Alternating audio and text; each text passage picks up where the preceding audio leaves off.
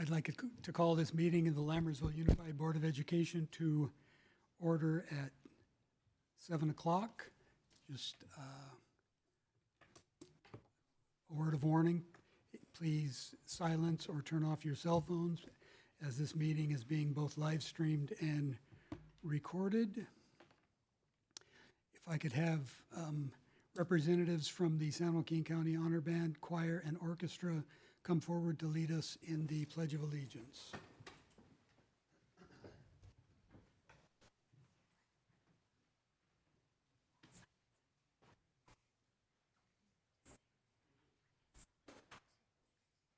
Ready, salute.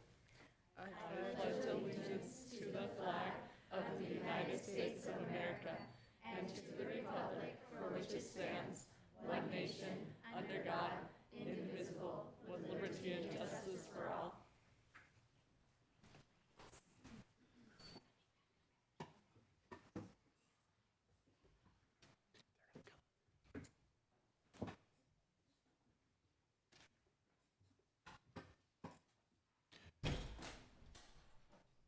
So we're going to have Assistant Superintendent Sharp come up and introduce the individuals who will be honoring and recognizing our fine musicians. Good evening, President Pombo, trustees, Dr. Nicholas. Thank you for having us this evening. I am pleased to introduce Brianna Choi and Heather Smalls, who are our TK-12 music instructor and our high school music instructor, and they will be coming up to share all of the great things that our students are doing here at Mountain House.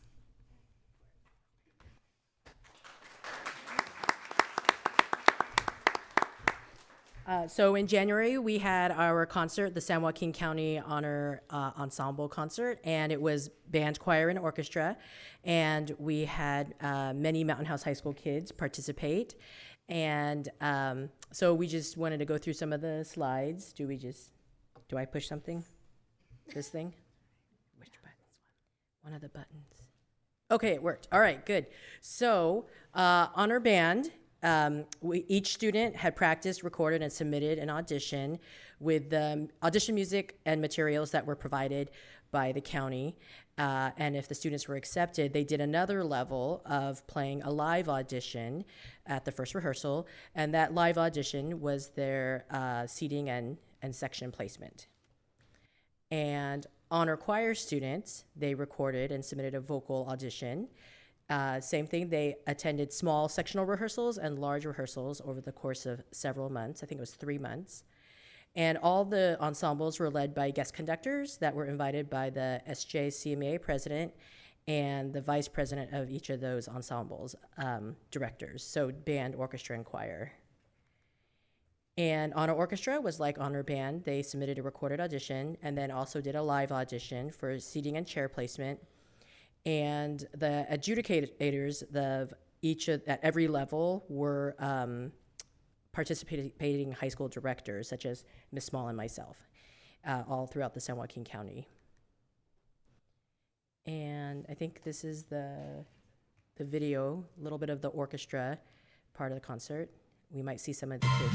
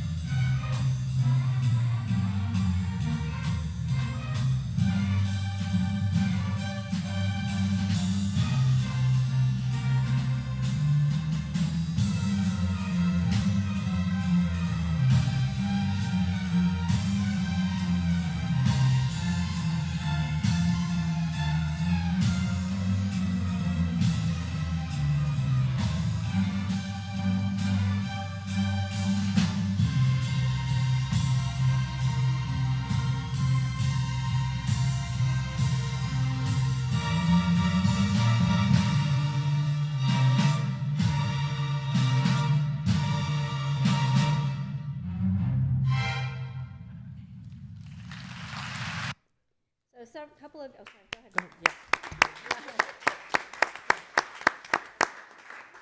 I know a couple of you here on the board were able to attend, and we appreciate your support in that.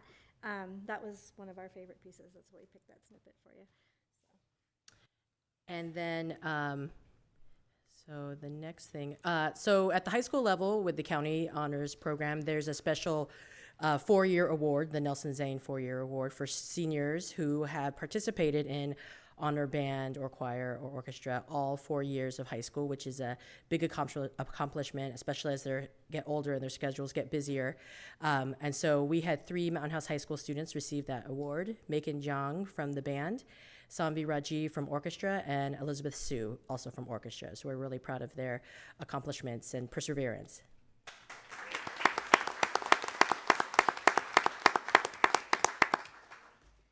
And so now we'll call up the names of the Mountain House High School students who are in the honor program. And when we call your name, you guys, you get to come up here and smile and stuff. All right, for band, we have Siraj,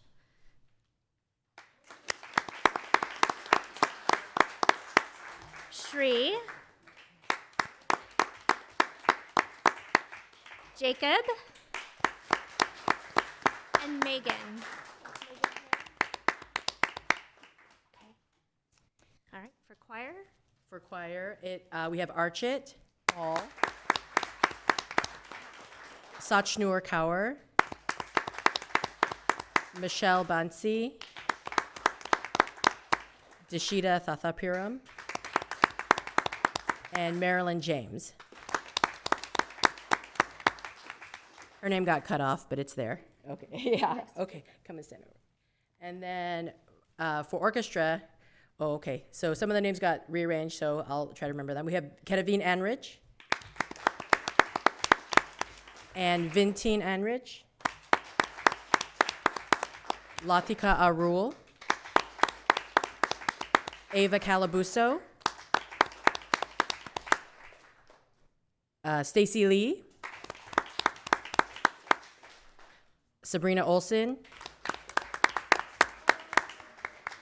Rohin Prashanth, Samvi Rajiv, Taylor Reen, Rithika Satish,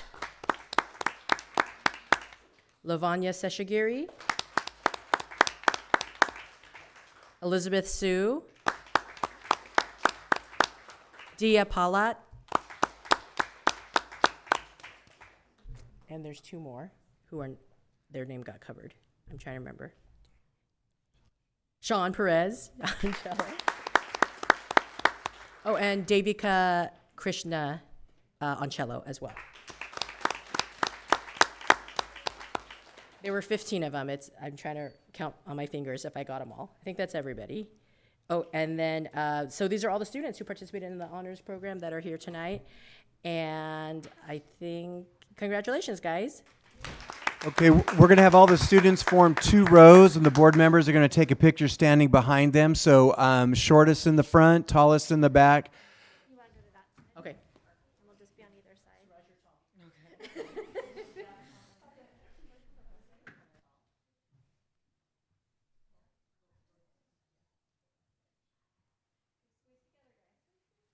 Squeeze tight fit. Parents, you can come up right behind Noelle if you'd like to get your picture. Get nice and close.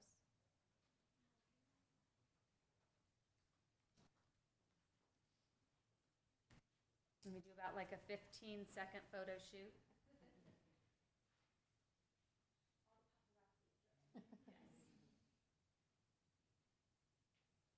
The parent Rotzi.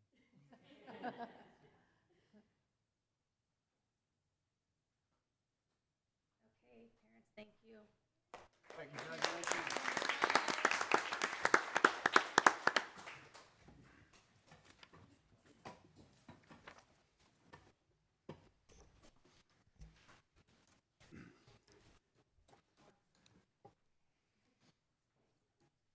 And for those of you here for the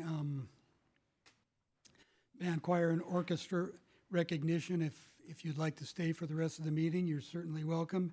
If you'd like to leave at this time, you're welcome to do that as well.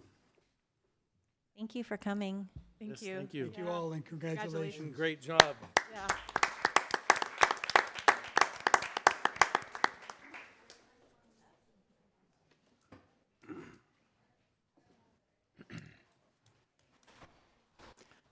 really wanted to go to that. Roll call, please.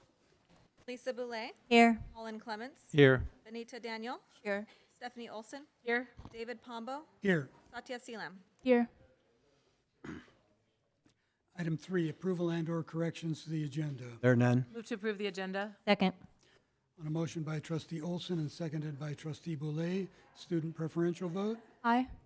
All in favor? Aye. Opposed? Motion carries. Item 4, school presentation, and if my computer, Gate TED Ed presentation. Yes, we'd like to have Assistant Superintendent Sharp come up to introduce our presentation. Good evening again, Board President, Trustees, Dr. Nicholas. I am very excited to have Kristen Ward, who worked tirelessly to help these students. See, she's so humble. She worked so hard. I can't tell you how hard she worked. And the coordinators who also assisted her. We have Gabby Rodriguez, who's also here, who helped out tremendously, as well as Erica Pitney, and then other coordinators as well. It truly was a group effort to have this come together. So I am pleased to have Kristen come on up, and she will call up or the students are coming with her? All right. I'm going to turn it over to them.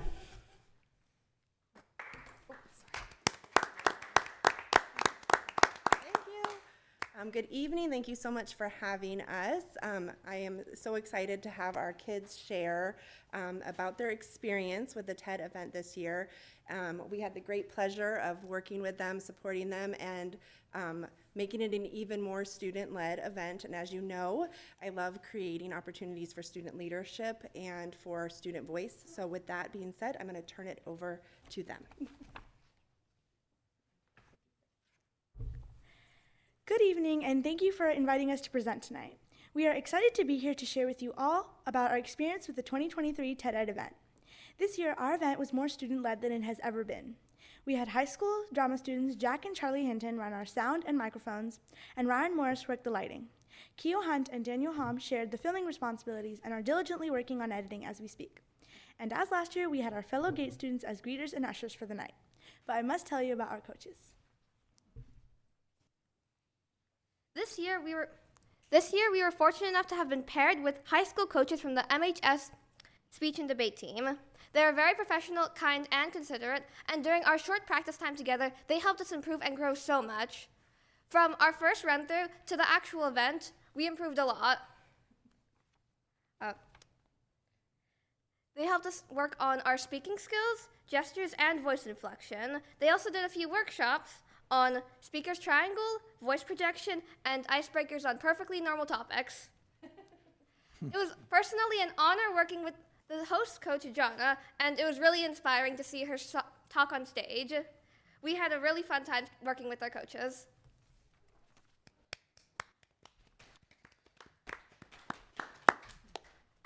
So here is some feedback shared by some of our speakers. Personally, my favorite thing about the TED Talk event this year was getting to come up with jokes for each of the TED Talks as a host. And my favorite memory was coming up with the script with the rest of the hosts. I love seeing the personalities of other kids in the GATE program, ranging from 5th to 8th. Remember, always eat your salmon with rice and curry, and lots of spices. And here's the same thing for the coaches. Our coaches had some really great feedback to share. So as you can see, a few things that really stood out were making connections with the speakers, sharing our experiences with them, watching their confidence grow, and learning as much from them as we did from them, or as they did from us. At this year's event, over 100 students participated in the Student Showcase. Their talks split across the Mountain House High School vestibule. Each student created a visual to encourage audience participation in viewing their video presentation via QR code. So far, we've gathered over 800 views. Our hosts and speakers were able to spend the entire day before and day of rehearsing at the theater, perfecting our craft. Everyone did a fantastic job at the live event, in front of nearly 300 guests who attended. Here are some photos of our speakers in action. Thank you for joining us on this great evening and for the opportunity to come today and share with you.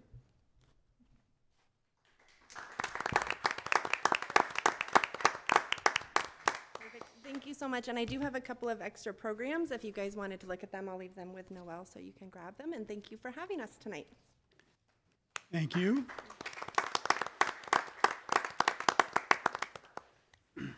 Can I comment, please? course. Thank you so much for being here tonight. I was at the event, and I was just so impressed with the quality of talks that the students were delivering and the creativity of and the variety of the topics. I mean, it was just amazing. And one of my favorite things, I think, is how they worked with our high school speech and debate coaches and the collaboration between the two groups of students. I have a lot of experience with our speech and debate team, and I saw so many elements in those speeches. And I think if they are interested at the high school level, they would be great on the speech and debate team. So I already think that they have an advantage to a lot of other students. Congratulations to the coordinators of the program and the teachers. It was so incredibly well organized. It was just very impressive. It was a great evening, and thank you so much for all your hard work, because I'm sure it was very labor intensive and time consuming. So thank you. Great job.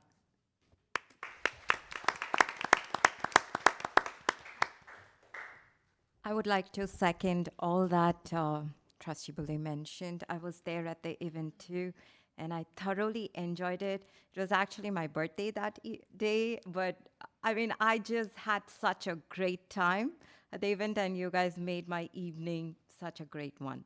Thank you so much.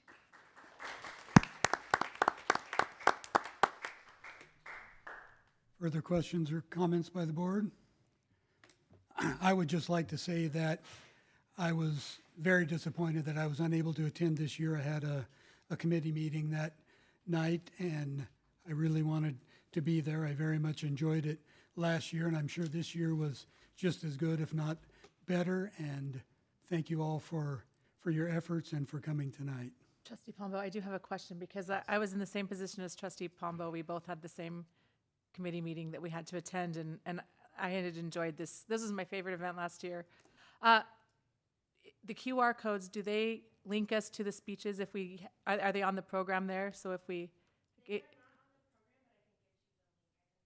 I would really appreciate that, because I'd like to watch the speeches.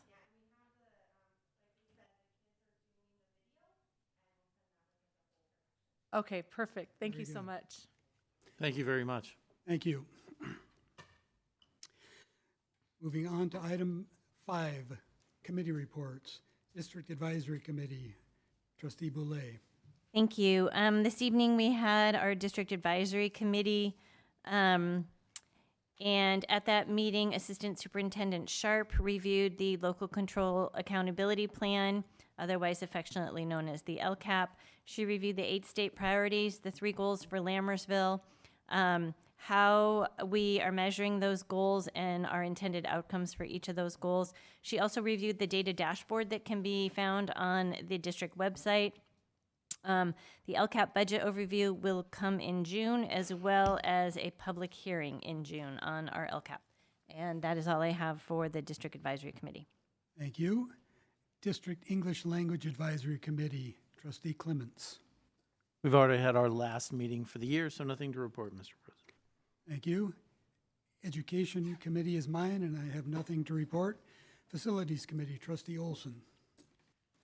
The Facilities Committee met on May 4th, and we discussed numerous things. We discussed the outside organizations storing items on school district property.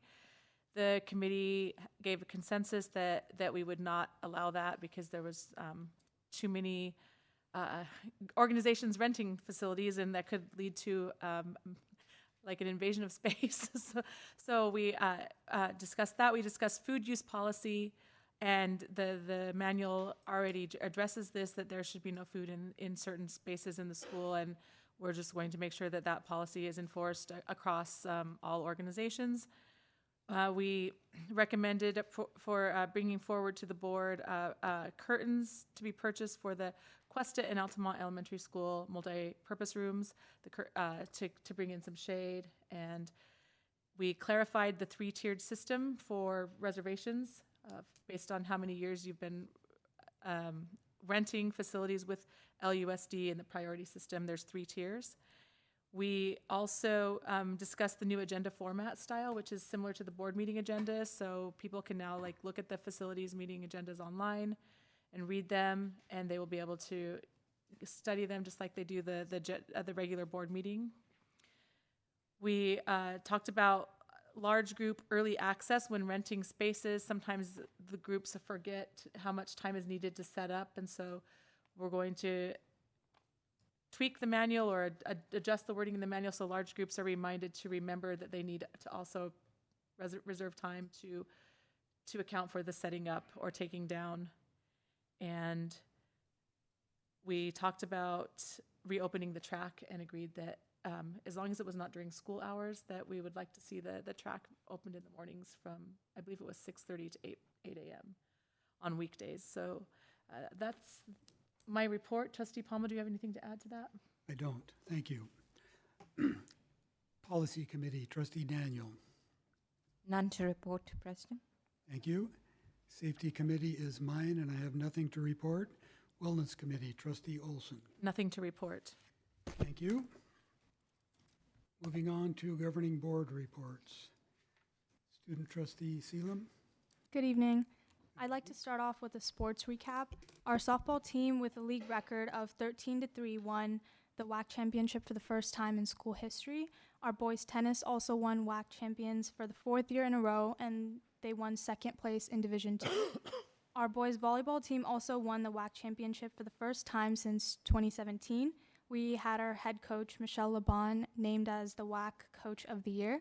We had 2 of our seniors receive the All-League First Team Award, 1 sophomore receive All-League Second Team, and we had 2 All-League Honorable Mentions. And last but not least, our very own team captain received the WAC All-League MVP, which is the most prestigious award given in our league.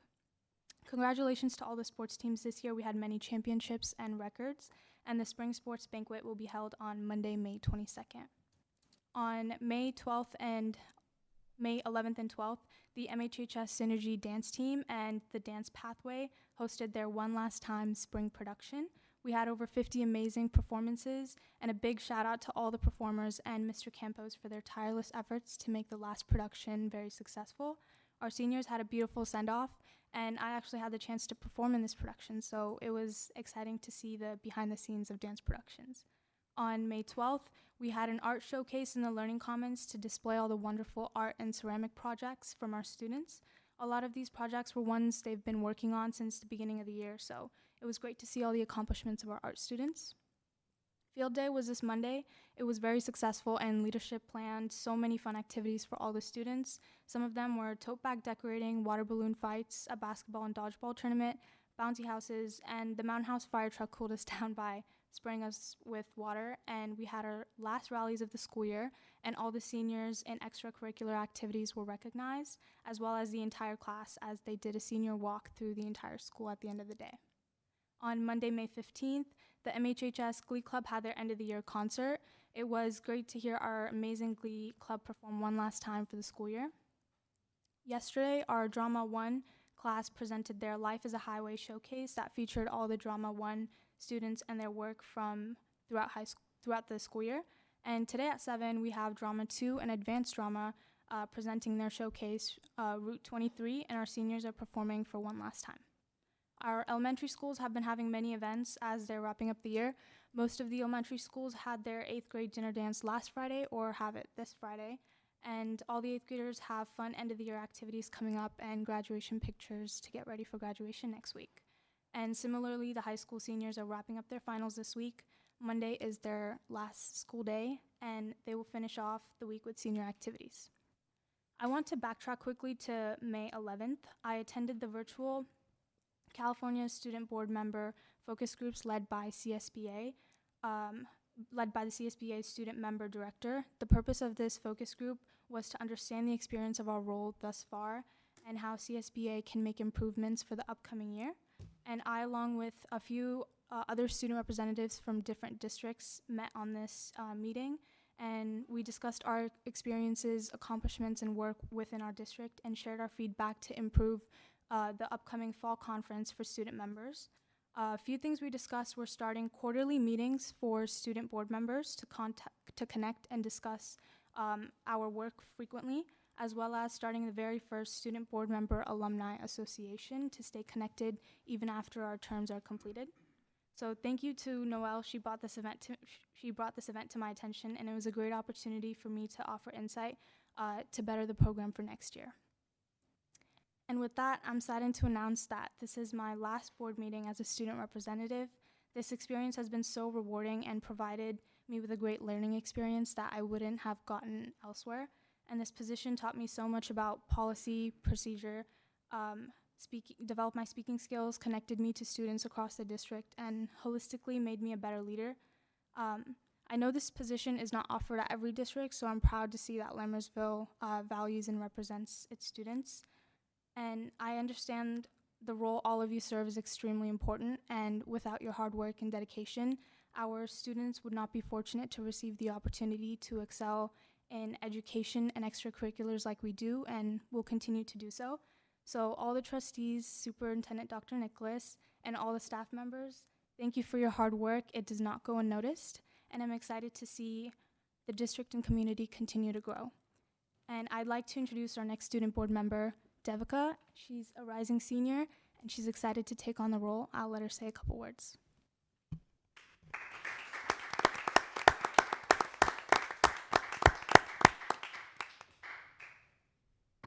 Good evening, all board members.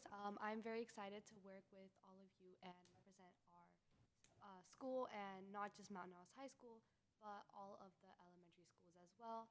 And I'm looking forward to how I can help them, and I'm excited to see what the future holds. Thank you. I'd like to say thank you to Satya, and it's been a pleasure working with you, and welcome to the new student board member. Thank you both. Trustee Daniel.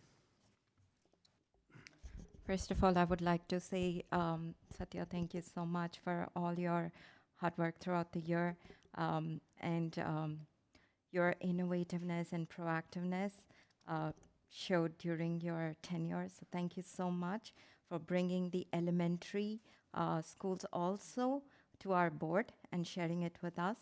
You're a leader. Thank you. So thank you so much for your work, and Devika, welcome to the team. So let me start off with my report. On May 4th, I attended the GATE TED presentation, which we just talked about. And for me, particularly, I was impressed that the entire event was student-run. So kudos to all of them, and congratulations to everyone who participated. On May 5th, I attended the SAMI circuit of the 4th graders as part of the SEL curriculum at Hanson. And I was at the wellness committee when I got to hear about this. It sounded really exciting, so I really wanted to be there to witness the energy. They said that kids thoroughly enjoyed it, and there was so much talked about SAMI circuit. So I went there, and truly, it was a lot of energy. All the kids are running around, so happy. The teachers are also exercising, but it's not just they are doing exercises, but the person, the SAMI person who's talking, he was sharing a lot of positive information. So that was extremely impressive. I know the kids loved it, the teachers loved it, I loved it. So it was just filled with positive energy. On May 5th, the evening, I attended the MHHS Seniors Night along with my fellow trustees. So congratulations to all the seniors and their families. It was a very well organized event, and also great job to the juniors who helped out. On May 7th, I attended the SMAP 5K run, which was hosted by our MHHS students, Arpit Upal and Arya Jagdish. It was more of a community event. I didn't run, I walked. So I did walk the 5K though, and it was a wonderful day, so I thoroughly enjoyed walking there with my friends. And kudos to all the volunteers. They were doing an amazing job handing out water, caps.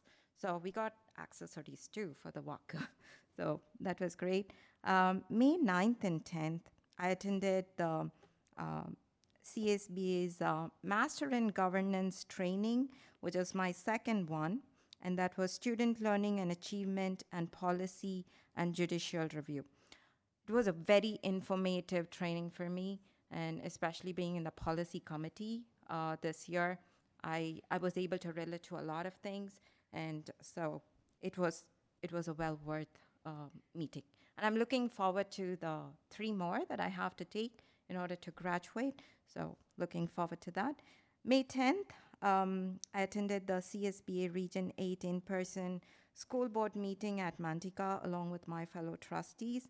On May 11th, I was part of the interview panel for the VP for the Mountain House High School. On May 12th, I watched the cutest play, The Three Piggy Opera, at Altamont Elementary School, performed by our TK kids.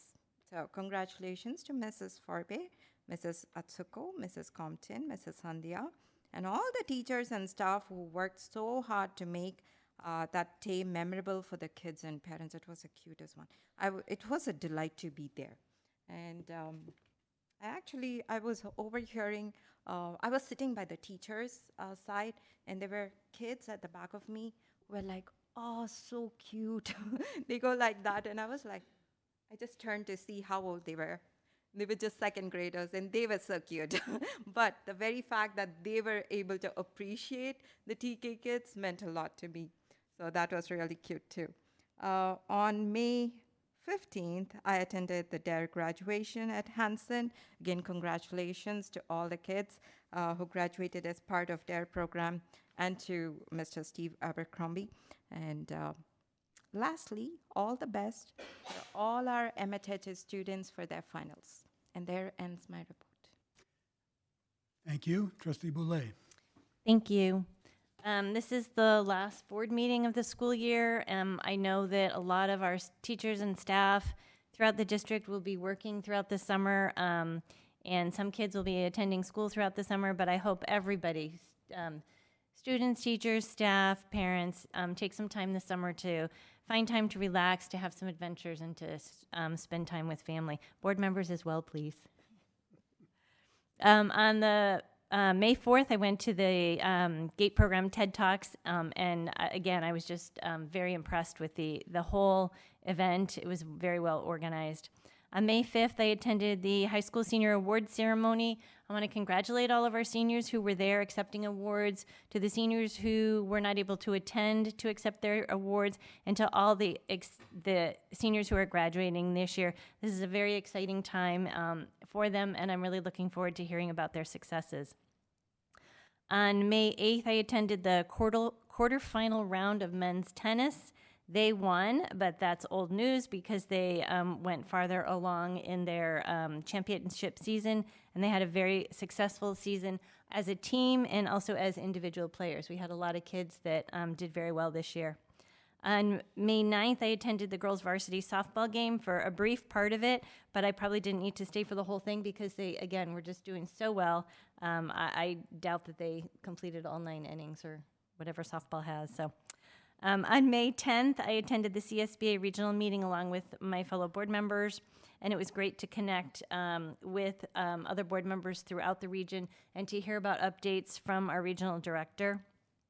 On May 15th, I attended the Hanson DARE graduation as well, along with Trustee Daniel and President Pombo. And then last night, I had the honor of attending the San Joaquin County as well as the Calaveras County Pinnacle Awards ceremony. This is an award that's given to the top 1% of the high school graduating class.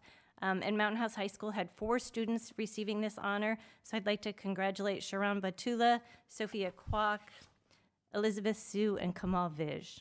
And that is the end of my report. Thank you. Trustee Clements. Thank you, Mr. President. I wanted to remind my peers on the board, on the district board, and the community at large that I will not be at the next board meeting, and also apologize for the scheduling snafu, the scheduling mistake that I made that's created that. On 5/10, I attended the CSBA regional meeting with my peers, and I was honored to have several different board members from different districts, 2 different districts, reach out to me and ask to be, I guess you'd call it a peer advisor. And I was honest with them, and I said, well, because the conflict on the board or tension on the board, and I was honest with them and said, I'm happy to share what I know, but I've been really fortunate on this board that I don't have a lot of experience in that area. But we during that meeting, we had the opportunity to talk about each board member that was there had an opportunity to talk about their district and the great things that were happening. And one of our board members mentioned that during COVID, this district did not suffer a learning loss. Granted, it didn't go up a lot during that time, but it didn't go down, which was the case in the vast majority of school districts. And one of those board members came up to me afterwards, and they were saying, like, well, what was your magic, right? And I'm like, well, it wasn't really magic. It was the district staff and the board, well before that, had committed to one-to-one computer relationship so that each child had a Chromebook. And so we went from in-class learning to remote learning within 72 hours. And I said, and actually there were districts in California that went several months, and they looked at me sheepishly and said, try a year. And that literally sent chills down my spine. The cost of not being able to educate your children for 12 months. We really are fortunate in this district. The great leadership, and I'm not talking about me as a board member. I'm talking about this district staff and the board before me that paved that way. So I'm very thankful. If I might piggyback on that, I know this isn't exactly protocol, but I think you could have just said, we have the best staff and the best teachers around, and that's how we had no learning loss. Okay, it took fantastic teachers to get there in 72 hours. That's absolutely true. But if you don't have the infrastructure, the teachers can't do what they do best, right? This is true. So I did attend the district advisory committee meeting earlier today. And my peers on the board know that debate and forensics was my thing in high school and college, and that competing at at nationals was one of the high points of my educational career. I wanted to wish the competitors that are going to nationals in Arizona next month the very best of success. Work hard, but don't forget to stop and enjoy the experience. You've earned it. I attended senior awards night last Friday night. When I go on site visits to the schools or participate in any of the myriad of events that our students excel in, such as HOSA or DECA or debate, forensics or science Olympiad, the list goes on and on. I'm always amazed at how incredibly hard our students work. It was incredible to attend the awards ceremony and see the seniors receive the recognition for their hard work over the past 4 years. Even though we limit the applause to a double clap when there are large numbers of students receiving a particular award, my hands always hurt by the end of that night. But you know, that's one of those times when you're happy to be in pain. It's like, it's such a great feeling to be clapping so much for so many awards, for so many students. For me, senior awards night is one of those nights where I'm like, my hands hurt, but it's awesome. I wish every student could get perfect scores on those state-mandated tests. I wish every student that wanted to go to the university would be accepted to their first choice college and get the full ride scholarship to boot. With such incredible students, it is easy for us to focus on high honors, national merit recipients, or outstanding students based on a host of other metrics. But I have to remind myself that such high accolades are not always possible. Sometimes things in life happen that make it temporarily impossible to achieve your dreams, and sometimes those obstacles occur for the people in our own families and certainly in our own district. Last year, when I addressed the senior class and pointed out to them that they are the cake and what they accomplish is merely the icing, I meant every word. And I would say that again to the seniors this year. As my peers on the board know, my family is honored to sponsor the Clements Family Scholarships for $1,000 each. Although I am not on the selection committee, the direction that Jenny and I have provided to the selection committee is that the scholarships are not necessarily to go to the students that did the best in high school, but rather to the individuals that have succeeded in spite of incredible obstacles. I would like to give a special congratulations to the two winners of the Clements Family Scholarships this year, Katrina Bitar and Eshal Navid. Did I get that right?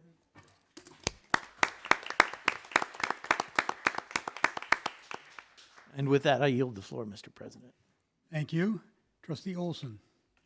Thank you, President Pombo. I'd like to begin my report by expressing immense gratitude for Satya.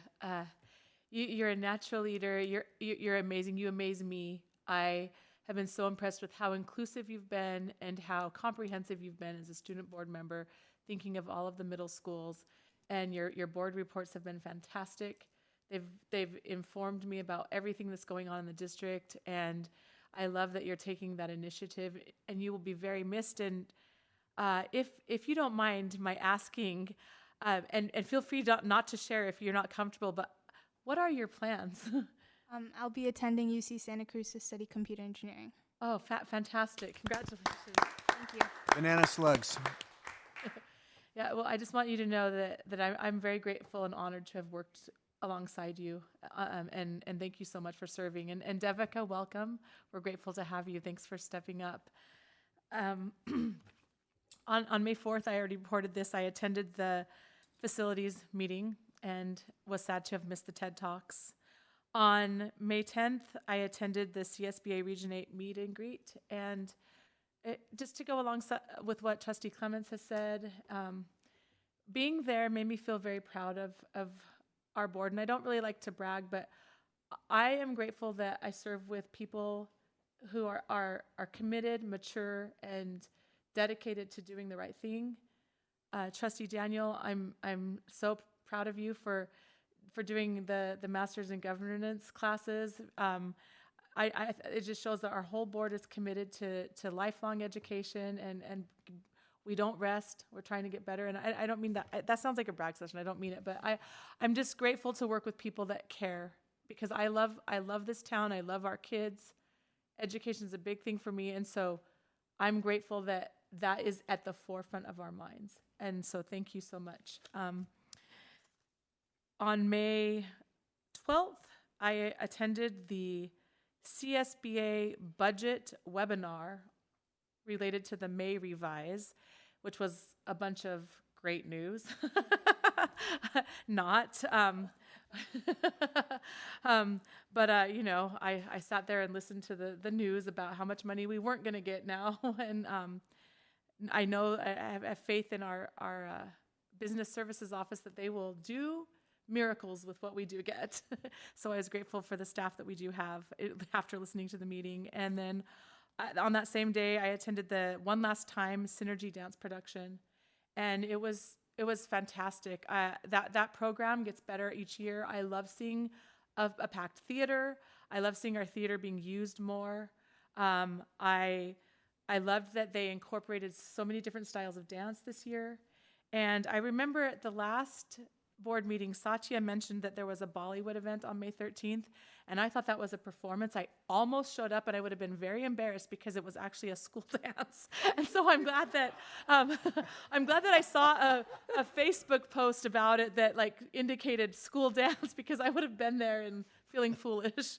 But the performances at the Synergy Dance just got me really excited, and there was some Bollywood, and it was great, and I just wanted more. So hopefully I can find more at another date, and not to interfere with the high school dance.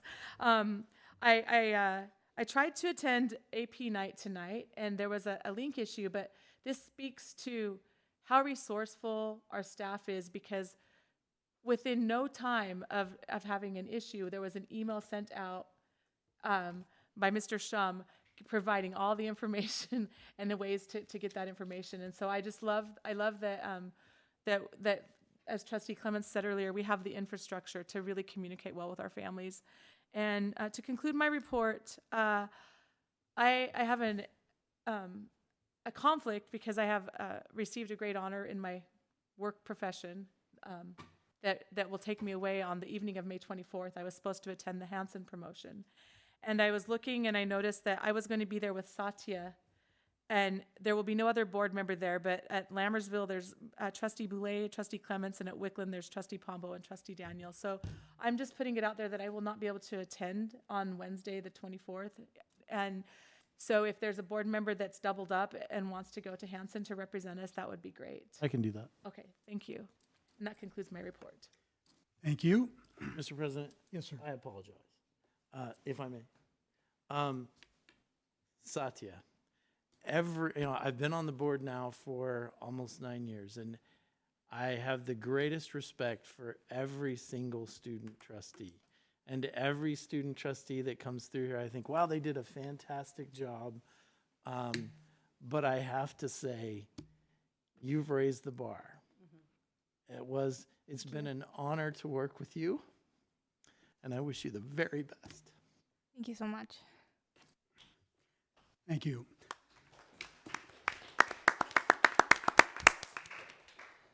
On May 4th, I attended the Facilities Committee meeting that Trustee Olson's already talked about a couple of times.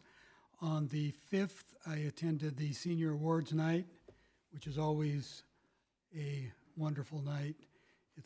I'm always amazed at how many achievements our high school students are able to rack up, and it's just fabulous hearing all the names read and all the kids up on stage getting their cords and all the awards. On May 10th, I attended the Lammersville Elementary play Beauty and the Beast Junior. They did a fabulous job, and being it's a smaller school, the kids of almost all ages are involved in the play. So there are 8th graders and there are 3rd graders and there are all kinds of kids, and they really did a wonderful job, they and the staff that helped them put it on. That evening, I attended with the rest of the board the CSBA Region 8 meeting. On May 12th, I attended the CSBA webinar on the budget. And then that evening, I attended the Mountain House High School dance one last time, and it was, as Trustee Olson said, it gets better every year, and it was really nice to see all the different styles of music and dance that were represented at that event. On May 15th, I attended the Hanson Elementary DARE graduation. It's always a pleasure to see the enthusiasm that the 5th graders show with their DARE graduation. And there was a very impressive speech read by the winner of the essay competition. Quite nice for a 5th grader. And then that evening, I attended the Mountain House High School Athletic Boosters meeting, where they installed a new board. On the 16th, I attended the Wax Museum at Altamont, and I'm always amazed that 3rd graders can stand still for as long as they do.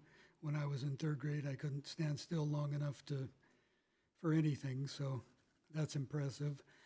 And that concludes my report, and at this time, the board would like to acknowledge Trustee Satya Seelam, last meeting. Photo op.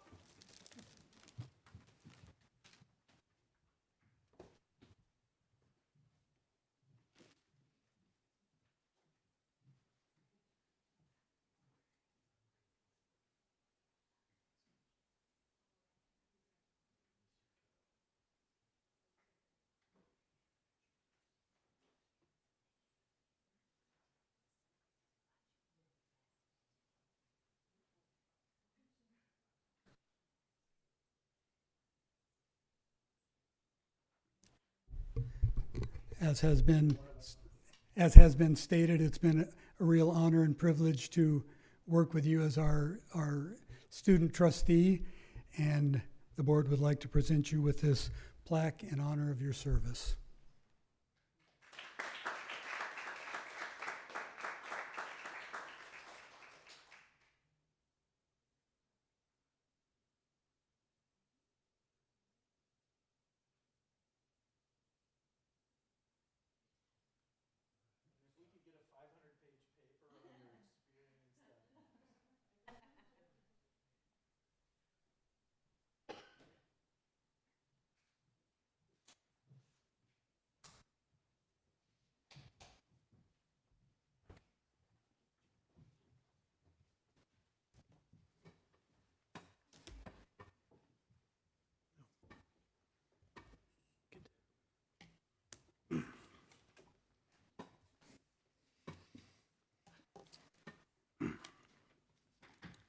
Moving on to item 7, receiving of public comments. The entire board appreciates hearing from members of the community and public at large. The board shall give members of the public an opportunity to address the board either before or during the board's consideration of each agenda item. At a time so designated on the agenda, members of the public may also bring before the board matters that are not listed on the agenda of a regular meeting. The board may refer such a matter to the superintendent or designee or take it under advisement, but shall not take action at that time. The board may place the matter on the agenda of a subsequent meeting for discussion or action. Individual speakers shall be allowed 3 minutes to address the board on each agenda or non-agenda item. The board shall limit the total time for public input on each item to 20 minutes. I have 3 cards here. First, I'd like to call Chris Olson forward.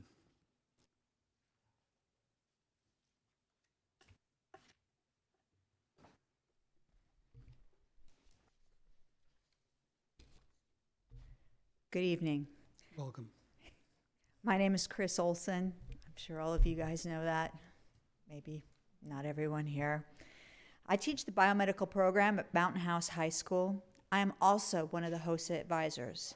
I have come here to comment on a future proposal to reduce the amount of funding for HOSA travel to competitions. First, let me state that I believe that students and families should make a financial contribution to these events. In fact, that is what my students have done for the past several years. I understand that the cost of the trips to the competitions are becoming very high and may be unsustainable. I'm an analytical person and tend to crunch the numbers and consider options instead of just complaining. My first suggestion is that all CTSO and academic teams should be contributing to travel costs. I saw on the last agenda and in this agenda numerous trips with no student or parent contribution. I know that a proposal to have students pay 50% is being considered and will be proposed in a future meeting. Unfortunately, I'll be gone this summer, so I came tonight. Crunching the numbers for next year, that would mean that between the state conference in Anaheim and the international conference in Houston, students and parents will be paying combined more than $1,000, plus expenses like uniform, food, and materials that they need to compete. I don't believe that this will be a viable option for students, parents, and advisors. I've come up with a few alternatives that may be viable. Option 1. Students pay 50% of the student state conference costs. District pays 50% of the student state conference costs, and 100% of the advisor chaperone state conference costs, and 100% of the international conference costs. The international conference is in the United States. Option 2. Students pay 50% of both conference costs with a maximum of $250 per conference. Option number 3. The district limits the number of students who go to the conferences but pays 100% of the conference costs. Option number 4. My final suggestion is that one advisor fly out in time to complete the registration process for the national/international competitions. The team flies with the other staff the next day because normally they're not competing then. They just come in and they go to the opening ceremonies at night. But the advisor normally needs to be there first thing in the morning.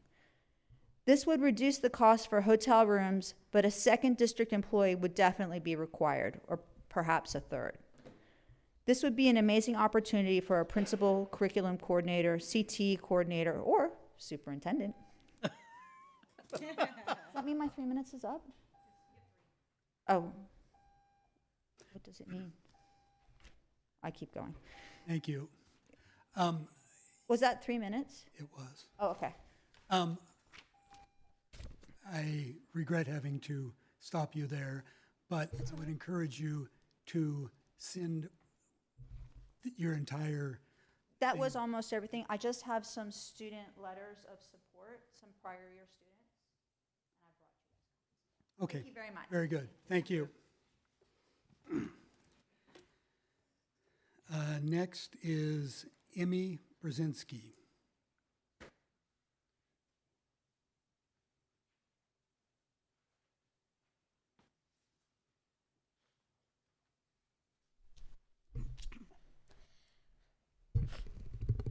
Good evening, board members. I'm Lakshita Kutnicker, next year's Mountain House High School HOSA president. And I'm Emmy Baczynski, next year's vice president of competitive events. For our events, we both are internationally bound at Dallas, Texas. First of all, we would like to thank all of you for giving us your time and opportunity to speak about HOSA. HOSA is a career and technical student organization focused on the field of healthcare. The healthcare field is a broad field, ranging from many occupations, opportunities, and room for personal growth. About 130 13-year-olds to 18-year-olds took part in the State Leadership Conference this March at Sacramento. Although the weather was humid and rather icky, every student was thrilled for the experience. For example, I was looking forward to presenting our group's mental health awareness campaign on social anxiety, which we had been working on the entire year. One part of this campaign was building a butterfly booth, which we sawed, constructed, and painted ourselves. We worked hours at this campaign. Out of my 3 years in HOSA, this event has been my favorite, as it directly targeted a pressing issue at our high school. The event I partook in this year was community awareness. My group chose to target fentanyl overdoses in San Joaquin County. By the end of 12 events and collaborations, 402 people pledged to be fentanyl-free. Making even the smallest change feels beyond rewarding, especially for a topic so heavily impacting our county. Now, if one of the events we mentioned does not appeal to a student, there are several other events such as CPR, extemporaneous writing, public health, dental terminology, and the National Service Project. And if those don't quite suit you, don't worry, there's 63 other events. The National Service Project is one that HOSA takes much pride in. HOSA has partnered with the organization Be the Match, which connects donors and patients for bone marrow transplantation. Our chapter has raised $275 towards the cause. And the amount we raised isn't the only takeaway. Through raising money, our chapter showed a commitment to making a difference in society and presumably saving a life. We students are truly the future of healthcare. Receiving these insightful opportunities directly through HOSA simply builds on our passion to help others furthermore. For the past years, we thank you for providing us the financial support. We ask that you still continue to support our future in HOSA and our future in healthcare. Thank you. Thank you. And I would just like to say that this board is very proud of HOSA, the program, and the achievements of the students, as we are with with many programs, many student programs at Mountain House High School, and I thank you for coming and speaking to us tonight. Thank you for your time. Next is Rebecca Lucchini.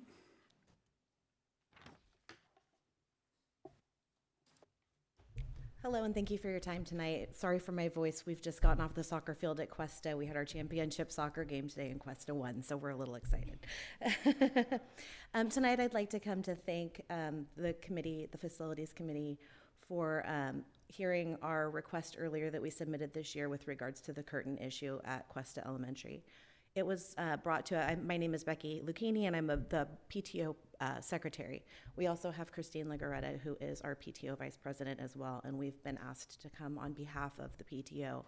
At an earlier meeting this year, we had some parents and teachers come to our PTO meeting asking how we could facilitate getting curtains put in our gymnasium to better aid with having dramatic performances, having concerts, night dances at night, other fundraising opportunities through like movie nights and other facilities rentals as well.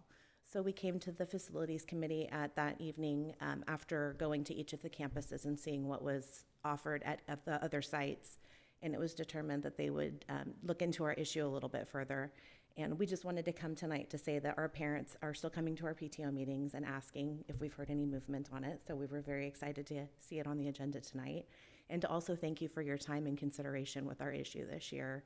We know that it's been a lot of research in auditing the other locations and also getting quotes for the work.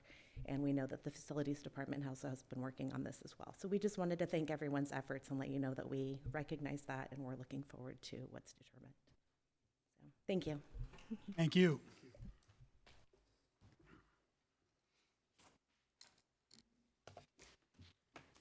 Moving on to item 8. Consent items for consideration. Meeting minutes from the regular meeting of May 3rd.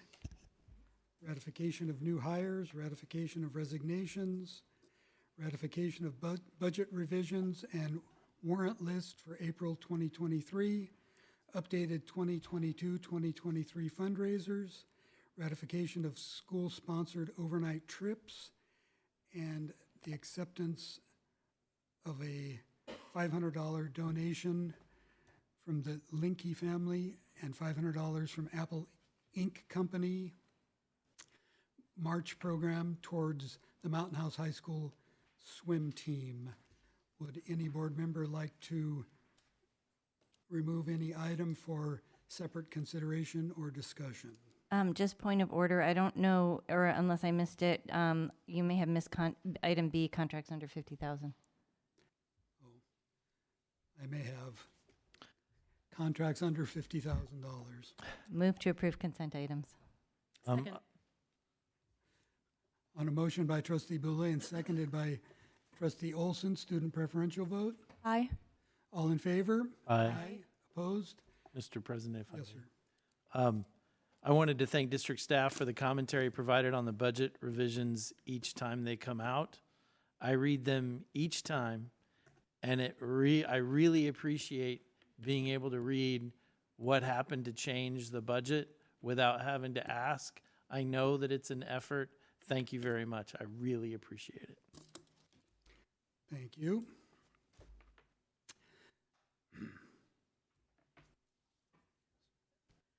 Okay. Trustee Olson, will you do the honors? Yes. We'd like to welcome the following new hires to the Lammersville Unified School District family. Shanna Gray Chrysologo, food service worker, and Nusrat Kulsham, mathematics teacher. Welcome.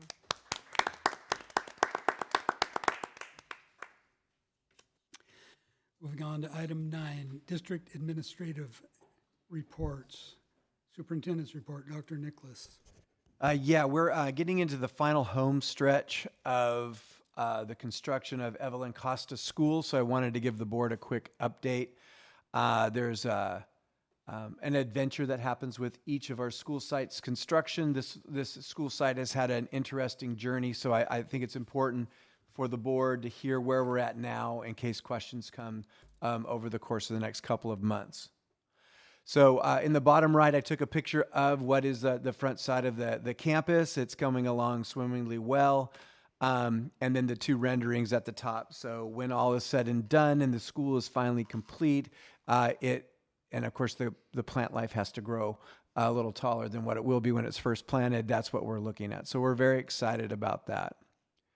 I wanted to show this picture because I think it's a nice metaphor for our experience with the College Park construction process. So if you look on the left, that is the Mountain House Master Plan. It's kind of a reverse lowercase r. And at the bottom, you'll notice that everything's white and everything above it is in color. And that's because the College Park section, or specific plan number 3, was not really part of the master plan, and it's not associated with some of the agreements, in particular the 1998 mitigation agreement. So if you look to the right, it gives you a more specific and a closer look or outlook on the area. You can see the 2 dog ears in yellow. We were originally given by the original master developer of neighborhood A in College Park the school site in B, only to find out that that person didn't have controlling interest in said land, and so it was moved to the site in A. This created a delay because we were already designing a school on B. I tell that story because there are usually we deal with 1, possibly 2 developers within a given village. There are 5 developers and development projects in College Park. And so, without all the original agreements dating back to 1998, with not 1, not 2, but 5 developers, all of whom are good people, they pay their taxes, they probably stop at stoplights, they do the right thing most of the time. It is their job to spend as little money possible to make as much money possible. And though they care as an individual human being about schools and parks, that is not their role when they show up to work. Their role is to really develop land to sell to builders who build houses who make money.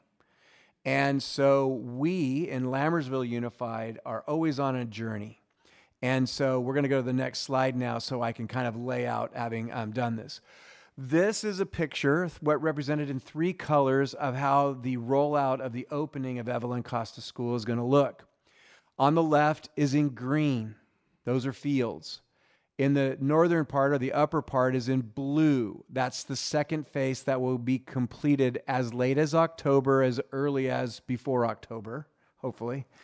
And in the yellow is the phase 1, which is what's going to open to our school site. Associate Superintendent Harrison gave me the number of current Evelyn Costa students enrolled in the district is at 481. And we're getting a large amount of TK and K students coming in. So we believe that number will be above 500 students when we open the school in the phase 1 yellow portion of this. Now, there is a complication that is going to become a reality in the community. And that complication is the school site, the development of the neighborhoods, the ingress and egress of roadways, lights, and Grant Line Road and Central as major arteries are going to lead to some traffic and drop-off kid issues when we start the school. If you could go to the next slide. So I want to kind of go over this because when you're the point of the spear, when you're the school district who's running the schools, and you are the school district who has to fight to get the funds to build schools, the problems that the district has to overcome in that process to open a school can often lead to blame on the officials of the district, said board, said superintendent, said district staff. But that is not the case. Nonetheless, we're going to have a principal, a vice principal, teachers, students, parents, and all of us making sure this thing runs as smooth as possible in a situation where we have a community village with 5 developers, 2 different villages, a different school site where the school is being built, and some other challenges. So I want to make sure that if the board or district staff are challenged on, well, why did you guys do it this way? Or why didn't you get it done better? We have gotten this done in spite of every other player. So let me talk a little bit about that. So let's start with the positive. First of all, we want to have a huge thank you to Roblin Contracting, who has been the contractor on this project. First of all, imagine getting ready to build a school at one school site and then being told it's on a different one. That different one was set up and prepared to build houses. So there were gas lines and power lines and all kinds of things set up there, and then it switched. So there were complications because of developer issues, including, and most importantly, the site was not construction ready when we took it over. So we did this project and had to fix those issues because once you get going, you got to get going, you got to get it done. So they've been a great team to us. We've had a lovely winter. We had a Seattle winter here in Central California. And but when you're trying to build something in what is really clay, wet clay is gooey and slippery and not good. But they have overcome the weather issues and the last of the supply chain issues in the global market and the construction industry and the slowdown in the market and the interest rate increases have all created lots of problems with the supply chain. Yet, we are going to open the school site. And we are taking over the first phase, the yellow phase, in July of 2023 and opening up for the first day of school on August 3rd of this year, in spite of all of that. So our partners with Roblin, our architect, Wes, and Will Tyra, and NMR, behind the scenes, a lot of good people have done a lot of good work to make this happen. So I want to just point out a couple of things. That we are going to have to come up with some traffic mitigation. Mr. Harrison and I met with the CSD, Sheriff's Office, all kinds of officials and bureaucrats around roadways 2 days ago, got a little sunburn, and talked about crosswalks and what we're going to do, and the fact that the road that runs north and south to the eastern portion of the campus is not going to be built out for quite some time. So for some time, creating a potential challenge of cars. The roadway, that's a dirt roadway for the long existing homes to the south of the campus, that's a county road. And what we would say CSD land is a current ditch from the 1950s. So we have to overcome that challenge. I'm telling the board now that it is not our fault nor our responsibility for creating the problem, but it is our responsibility to solve it, and we will. That doesn't mean there won't be inconveniences to families, and we all have to work together. So finally, I want to say this for the record. The way this is supposed to work is there's a market for Mello-Roos bonds that are generated through an approved map because developers got their approvals done at the county and all the other bureaucratic red tape they have to go through that inspires bond developers, bond investors, to buy Mello-Roos bonds that fund a significant portion of the school. On the other side of the funding in the plan of the master plan that is Mountain House is the state funding mechanism, a state construction bond, generates funds to pay the other portion of the construction of the school. The school district's job is to approve a plan, assist in the building, and create the greatest school possible for the children who are going to learn there. What has happened over time is the school district leads the fight to get funding for the Mello-Roos market, to get money from the state, and to build a school that's great for kids. So the funding issues are significant because College Park is made up of 2 villages. We got the Mello-Roos funds for Village A, and we received developer fees to build what would pay for the construction of the first half of the project, in this case, to make it simple, the yellow part. It is the developers in Neighborhood B's responsibility to develop a map that gets approved and all the bureaucratic red tape that leads to the approvals that inspires a bond investor to pay for the other portion of, let's call it the blue part, along with what's called a 5004 application that leads to the state funds. The district has done its job. Our application is on the state funding list. We've been identified at the $3.1 billion mark. So when the state puts out the bond money, or in this case, the surplus money for state construction projects, when we hit $3.1 billion, the money we're supposed to be used for building this school will be given to the district. Since 2014, the state construction system has met its own incompetence, and it is about 2 to 3 years a delay for the district to get the funds we're supposed to get before the school needs to be built, or while it's being built. So if, in the future, people are complaining about how the school got built, I want the board to know, and I want it on the record, that the district and this board have done everything humanly possible to get the money in a failed system, to get the money, to get the approvals through so there's a bond investment that we can get bond money for that haven't been done yet. And we're still getting the school done on time for our 481 kids, and we're going to open it in July with a few headaches coming with the traffic and such, but I wanted to put it on the record. And finally, I just want to say that the Roeblen folks are trying to get the blue section done as fast as possible, and we hope that we'll get it long before October. But I wanted to put it on the record that a colossal effort has been made, and we're doing that in spite of the failures of what was supposed to happen, and I wanted the board to know. And that is my report. I would just like to comment that because of the masterful work of our superintendent and district staff, we were able to start the school when we started it, and we'll be able to complete it when we completed it, even though we could have said, the money's not here, we can't do anything.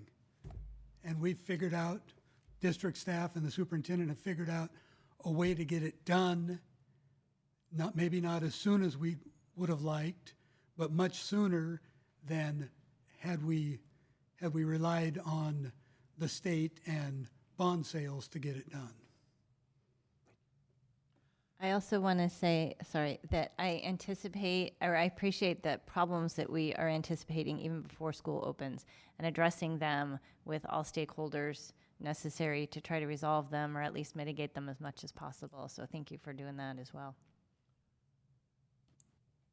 I've said it a million times, being a developer myself, the reality is that for a number of schools now, there have been challenges. And each time, district staff has managed to navigate those challenges and get the school opened on time in spite of all of those challenges. So it was inevitable that you were going to get dealt a set of cards and you'd pick up your hand and go, wow. It was inevitable. The odds of continuing school after school after school after school, overcoming all of the challenges, because we've talked about the fact that there were challenges, and so, so this time there are obstacles and there's going to be some inconveniences.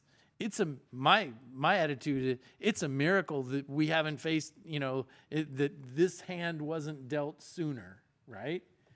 That is what the board, literally I went door to door asking for votes to be in this, to be in this position, to be able to speak to the community if they choose to speak, right?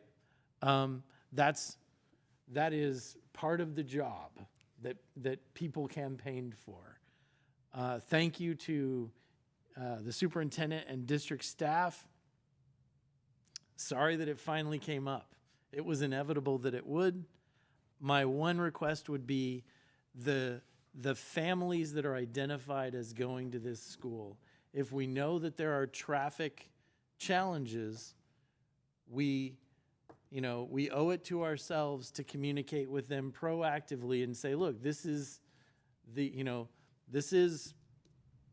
we have to house your children somewhere, right? And there are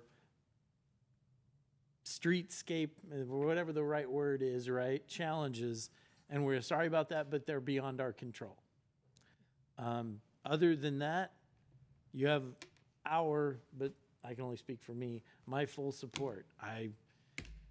You guys have done a fantastic job of navigating through all of this. And this one, there were some challenges that couldn't be defeated before we needed children to start walking into the classroom. I'd just like to echo that. The gratitude for all the hard work, and I'm also sorry that the challenges came up. To speak to what Trustee Clement said about open communication with the families, I think just I'd like to add it. I mean, I'm assuming you'll do this, but just in case, because my type A personality has to say it. I hope that we're also communicating with staff, because it will affect them too, and that might make it tricky for them. Now that they can go somewhere for lunch, they might not have a place to come back to. But just thank you so much for everything you do, and thanks to Roblin for building such beautiful schools and rolling with the punches with us.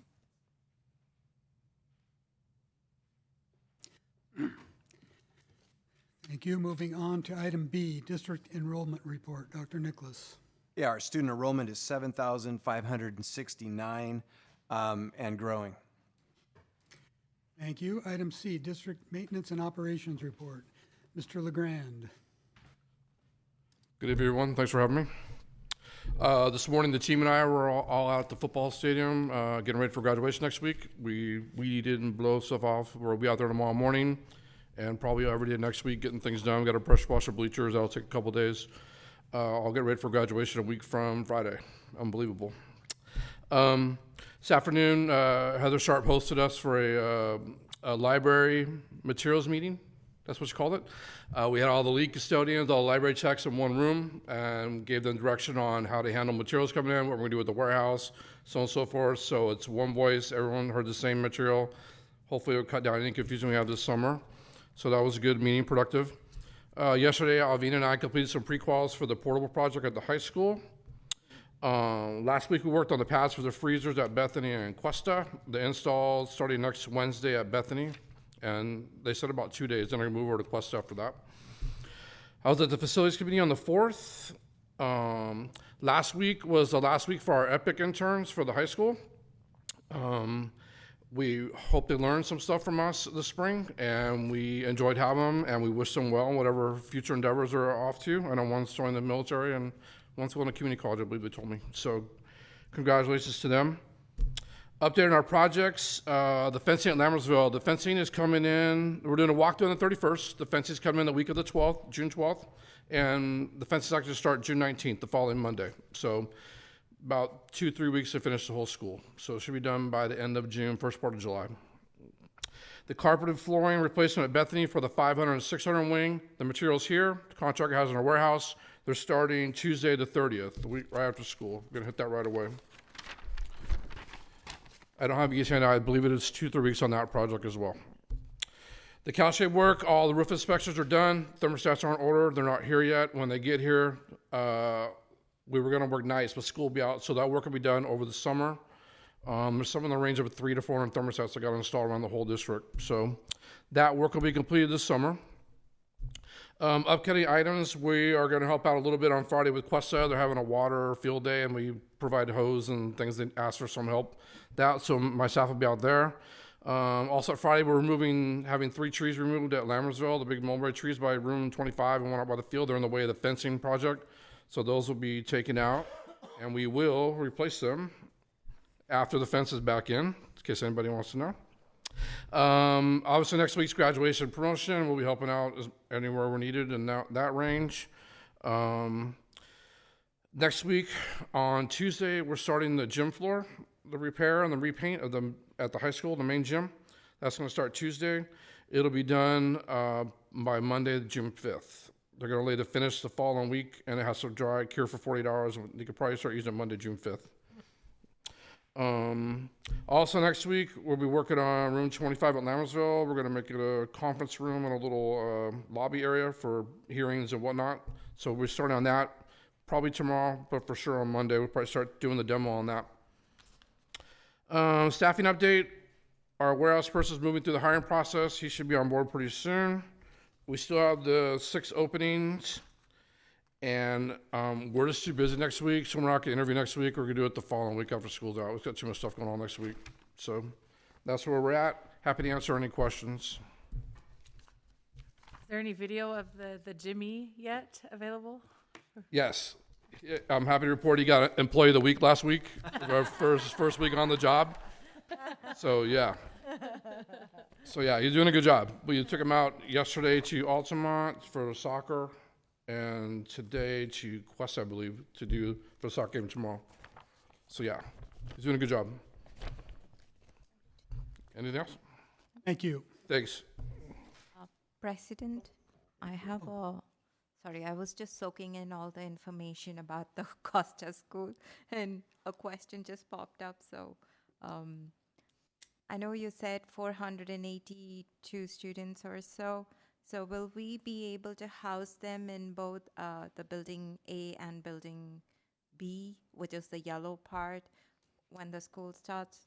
So very similar to what happened at Hanson, that we'll set up the teachers and the students only in the yellow classrooms because they're the ones that are ready. Some of those teachers may move when the blue section's ready. It just depends on the circumstances, but there's rules like little people can only be on the first floor and big people have to be on the second floor. So it depends on the number of students in each grade level, really that will determine that. But to start the school year, all of the classrooms will be in only the yellow section, phase 1. Correct me if I'm wrong. I think the question was, will we have room for all 481? Oh, or yeah. Yes, I'm sorry. At opening. It was such a simple question, and I gave you such a complicated answer. So the school's being built for 950 students. So if you figure 450 and 450 would make up the 2 schools, the two-story buildings, right? Then this will be able to absorb all that. Yeah, and let me just try to understand. Sorry. So we will be able to house all the 480 during the first yellow section when we open the school. Correct. There are no absolutes. If we end up with too many kindergarten classrooms, there might be some overflow or some late enrollment. So there's never an absolute everybody. But the people who live in the community, the school's for them, their kids will go. Am I missing anything? Okay. Great, thank you. Thank you. Item D, cafeteria financial report, April 2023. We're very fortunate to have one of the best food service directors around, Bernie Hill. So she's going to tell us how much money she has, right? Yeah, it's great news. Excuse me.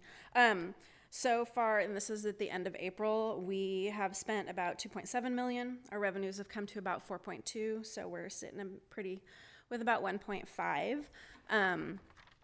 Contributing to that large dollar amount has been a lot of increased funding that we've received for grants and the like that USDA and the state of California have given us, the increased participation because all students are eating 1 breakfast and 1 lunch for free, which is going to continue again next year. Luckily, my figures say we won't be put on a spending plan because of the large purchases of 2 wonderful walk-in freezers that I cannot wait to get my hands on. So we're really excited about that. And then finally, I just have a shout out to all my food service staff. They have worked tirelessly this year. We did a little bit of a celebration for National School Lunch Hero Day, and I'm just proud of each and every one of them. So I just wanted to give them a shout out. Excuse me. Any questions? Bernie, it's great to see you. Nice to see you. And I was going to ask about the freezers. I knew that you've been needing them for a while. So when do you get to take ownership of them? They start installation next. I think Jimmy said Wednesday. I got notice that it's Thursday. Either way, it's great. So hopefully over the summer we'll be able to load in and start the new year out with them. My staff is very excited. Thank you for your very efficient work. I appreciate the way the program is running. And it seems like we have a very nice surplus of funds. Is there a plan for the surplus, or do we keep it there for a rainy day? Well, I always like to have money for a rainy day. I have personal opinions that the bottom's going to fall out at some point.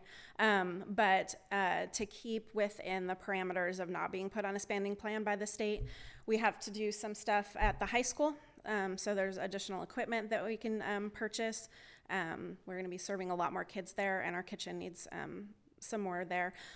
The equipment's getting old, so it's time to start replacing equipment. Lots of dishwashers, lots of ovens.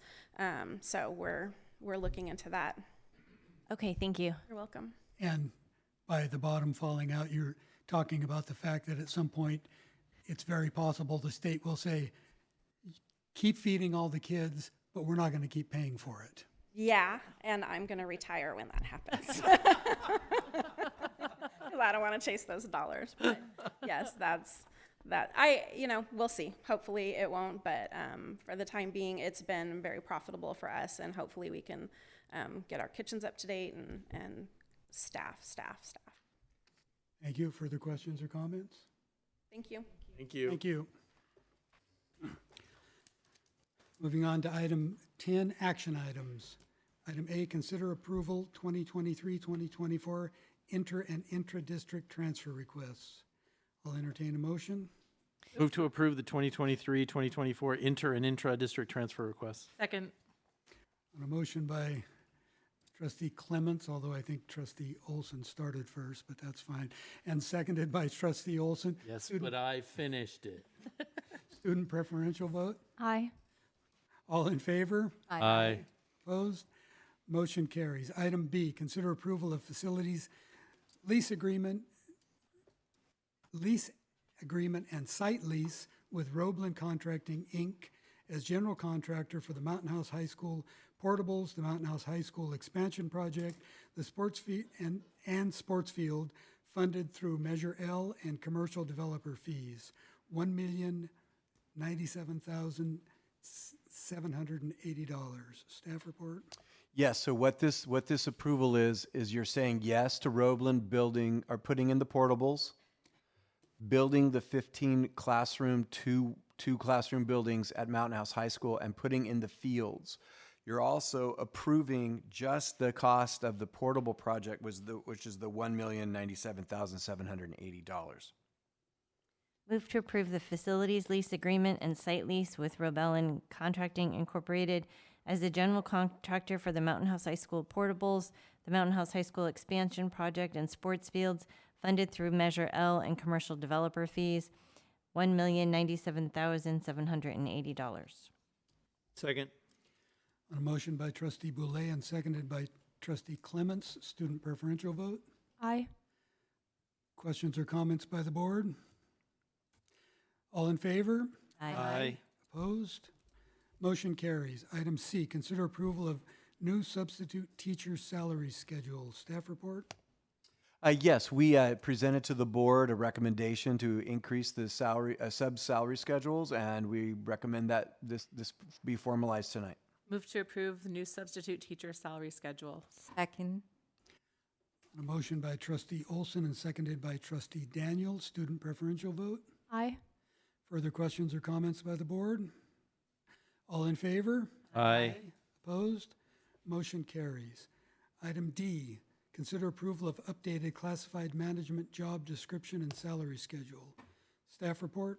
An ongoing challenge is to keep job descriptions aligned with the size, scope, and scale of the jobs that people are doing. As the district grows, as education evolves, we are going to continue to bring forward job descriptions that have to be evolved, salaries and the like. So these are two that we're bringing forward because of size, scope, and scale. We recommend approval. Move to approve updated classified management job description and salary schedule, Director of Maintenance Operations, Transportation, and Facilities, effective July 1, 2023, to Director of Information Technology, effective June 1, 2023. Second. On a motion by Trustee Clements and seconded by Trustee Olson, student preferential vote. Aye. Questions or comments by the board? All in favor? Aye. Opposed? Motion carries. Item E, consider approval to renew one-year contract with Imagine Learning for accelerated math in grades 6 through 8 for the 2023-2024 school year for a total of $173,500. Staff report? Yeah, the board approved this last board meeting, and then we noticed a typo, so this is just fixing a typo. Move to approve the approval to renew the one-year contract with Imagine Learning for accelerated math in grades 6 through 8 for the 2023-2024 school year. Total $173,500. Second. On a motion by trustee Boulay and seconded by trustee Clements, student preferential vote. Aye. Any questions or comments by the board? All in favor? Aye. Opposed? Motion carries. Item F, consider approval to renew 3-year contract with Northwest Evaluation Association for map testing for the 2023 through 2026 school years for a total of $281,250. Staff report? Yes, so measures of academic progress is an assessment that we use here to do. It serves a lot of purposes for us. It's a summative assessment. It's given 2 or 3 times a year. We use it for many different things, from the big picture in terms of the LCAP or the infographic that was part of the DAC meeting this evening. We use it as an analysis tool for summer learning loss. We use it as a tool to evaluate students who are below grade level or below standard, and it's able to differentiate certain skills that haven't been met or have been met. We use it for accelerated math placement. We use it for math intervention. We use it for reading intervention placement. We use it for other program considerations. But also in the big picture in terms of our professional learning committee, we use it for grade level meetings. We use it for district grade level analyses. We use it for school analysis and data teams. And we use it ultimately as one evaluative tool for our summative data growth. And then finally, twice now in my tenures here, we've had massive disruptions to the state assessment system, once in the transition to Common Core and once because of COVID, in which the state system ceased. And we have been able to use MAP as a means of saying to the state and the county and others, this is the data and how we're doing with our kids. So you're saying we can easily do without it? Just every once in a while, it's important to, like we use this tool a lot. Move to approve to renew the 3-year contract with Northwest Evaluation Association for MAP testing for the 2023 through 2026 school years. Total $281,250. Second. On a motion by trustee Olson and seconded by trustee Boulay, student preferential vote. Aye. Any questions or comments by the board? I just want to say that Dr. Nicholas provides the greatest Cliff Notes summaries to these board packets that I've ever seen. And you do a great job summarizing in very few words what is written in a lot. That's all. All in favor? Aye. Opposed? Motion carries. Item G, consider approval to renew 6-year contract with Carnegie Learning for World Language Core Curriculum in Chinese, French, and Spanish for grades 9 through 12 for 2023 through 2029 school years at a total cost of $133,357.24. Staff report? Yes, in order to teach our languages at the high school, we need to have a curriculum, and this is the one we recommend. Move to renew a 6-year contract with Carnegie Learning for World Language Core Curriculum in Chinese, French, and Spanish for grades 9 through 12 for the 2023 through 2029 school years. Total cost $139,357.24. Second. On a motion by trustee Clements and seconded by trustee Boulay, student preferential vote. Aye. Further questions or comments by the board? All in favor? Aye. Opposed? Motion carries. Item H, consider approval to renew 1-year contract with Nucella for supplemental ELA levelized reading articles for grades K through 12 for the 2023-2024 school year for a total of $64,713. Staff report? Yes, this is a multi-curricular reading support system supplement that allows a group of students who need to read the same topic to read at the level that their reading skills allows. So in some cases, if you say, go and read this primary source from some, the antebellum American literature, and it's written in that old English kind of style. Well, that's not accessible to all kids, but in this particular case, if that was the same in a science journal, they would be able to read at their own level and be able to comprehend the content and not be distracted by the level of the language. So we've been using this tool, and it's very highly regarded, so we recommend approval.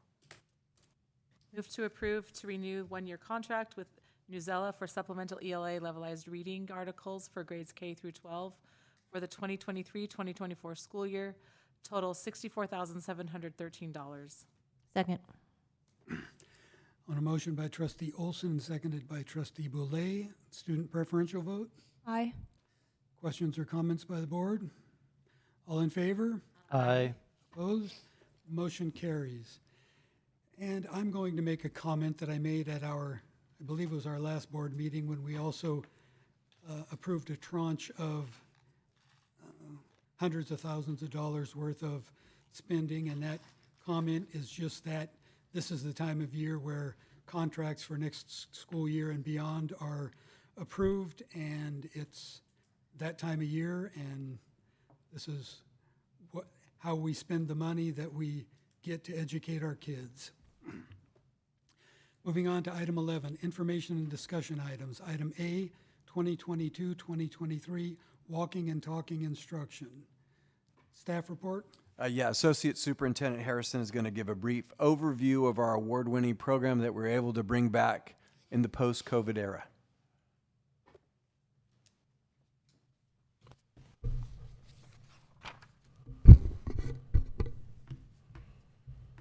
Good evening, Board President Pombo, trustees, Dr. Nicholas.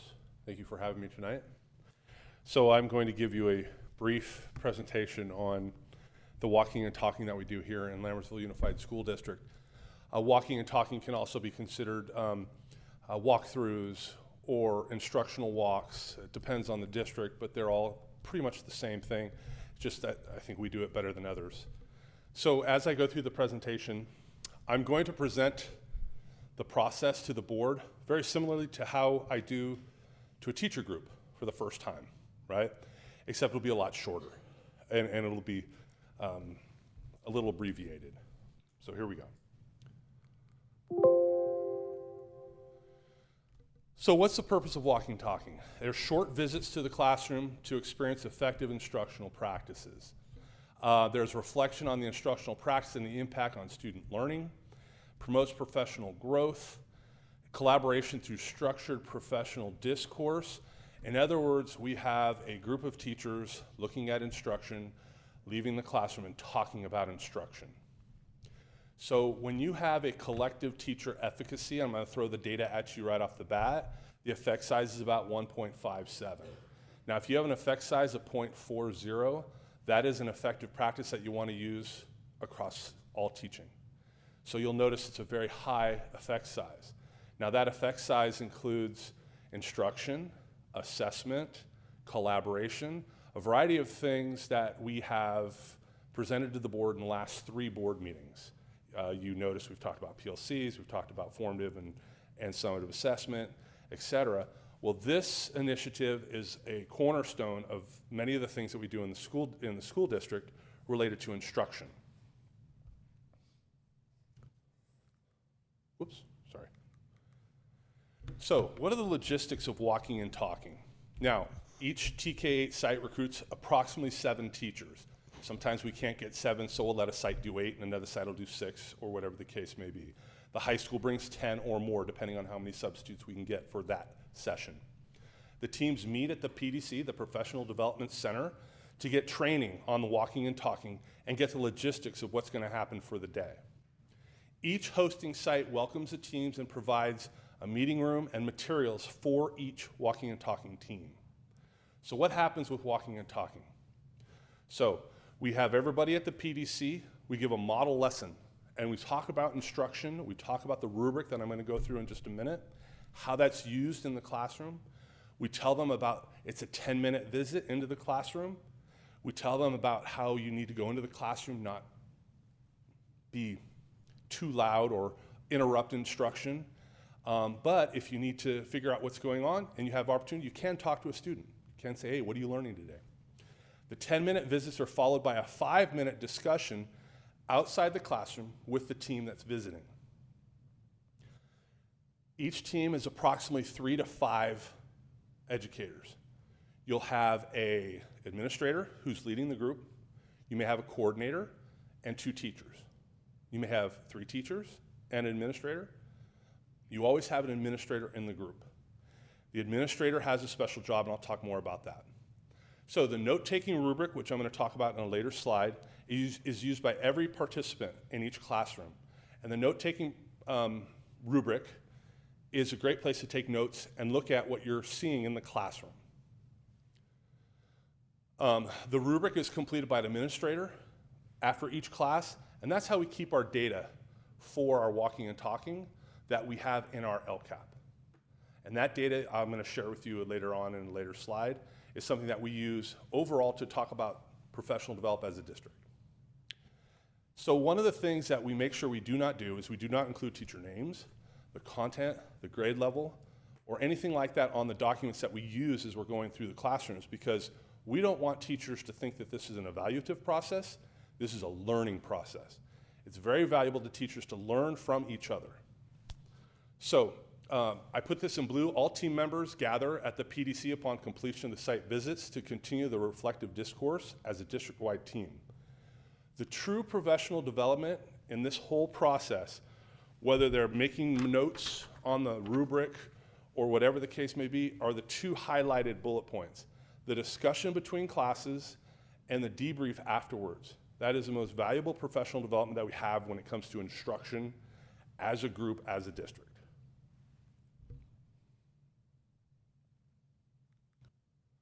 So, the rubric. The walking and talking rubric, as you can see up on the board there, has a variety of sections. One is vibe, up at the top in the yellow. In blue, you have the SMO, which is a standard measurable objective. In the peach is student engagement. So what kind of engagement is going on in the classroom as you're observing the teaching? Followed by CFU, which is checking for understanding. How do we know that the kids get it before you move on? And then the next slide is student discourse, followed by intentional planning. These are all sections of the rubric that we train our teachers on before we go on our walks, and we talk about in between classroom visits. Now, one of the things that when we go through this rubric with teachers, the first thing that teachers realize when they look at this, they go, we're going to get through this whole thing. There's 6 sections here, and I'm going to fill this out in 5 minutes between each classroom visit. And what we do in the session at the PDC is we train the teachers on, here's what you're looking for, and here's how you fill out the form. And then the professional development that they receive at the site in action, walking, is led by an administrator that's done walking and talking before. And usually what happens is the first discussion between classes maybe goes 8 or 10 minutes, and after about 3 visits, everybody gets normed, and then it's 5 minutes between classroom, and you roll. And teachers realize, oh, I can see all these different facets of education as I go through the classrooms and observe what's going on. Now, there's 3 different levels that we look at on the rubric. There's bridging, expanding, and emerging, and I'll go through those in a later slide to kind of delineate what those entail. Each of these forms is filled out after each visit by the teacher. They use it as scratch paper, and when it's all said and done, we destroy these. We don't keep these. This is just to organize their thoughts so that when a teacher comes out of the classroom after they've watched class for 10 minutes, when they come out, they have kind of a summary of what they saw. And then they can have a conversation with their cohort, their group that are visiting, and talk about what they saw in the classroom. That conversation ranges from, I like the way the teacher called on non-volunteers. I like the way the teacher checked for understanding with those group of students in the back that weren't necessarily engaged. I like the assessment the teacher used to see if students knew what they were learning before moving on to the next item. There's a variety of different conversations about educational processes in the classroom that goes on in those discussions. This piece of paper also allows the teachers, when we come to the end of the process, when we go back to the Professional Development Center, they can look back at their notes and remember, oh, I saw this, I saw that. And then at that time, that's when the Q&A happens with me and other administrators in the room. We start talking about what we saw for the day. We go through each of the 6 different instructional practices, and we go through, hey, what did you see? What was really great? What did you see that could be enhanced, and how would you enhance it? That discussion is really great PD, because we're all talking and listening about the same thing, great instructional practices in the classroom. So the next slide is the administrative template. This is how we gather data in the walkthrough process for our LCAP. And it's the same form, except there is a tally sheet on the right side for each section.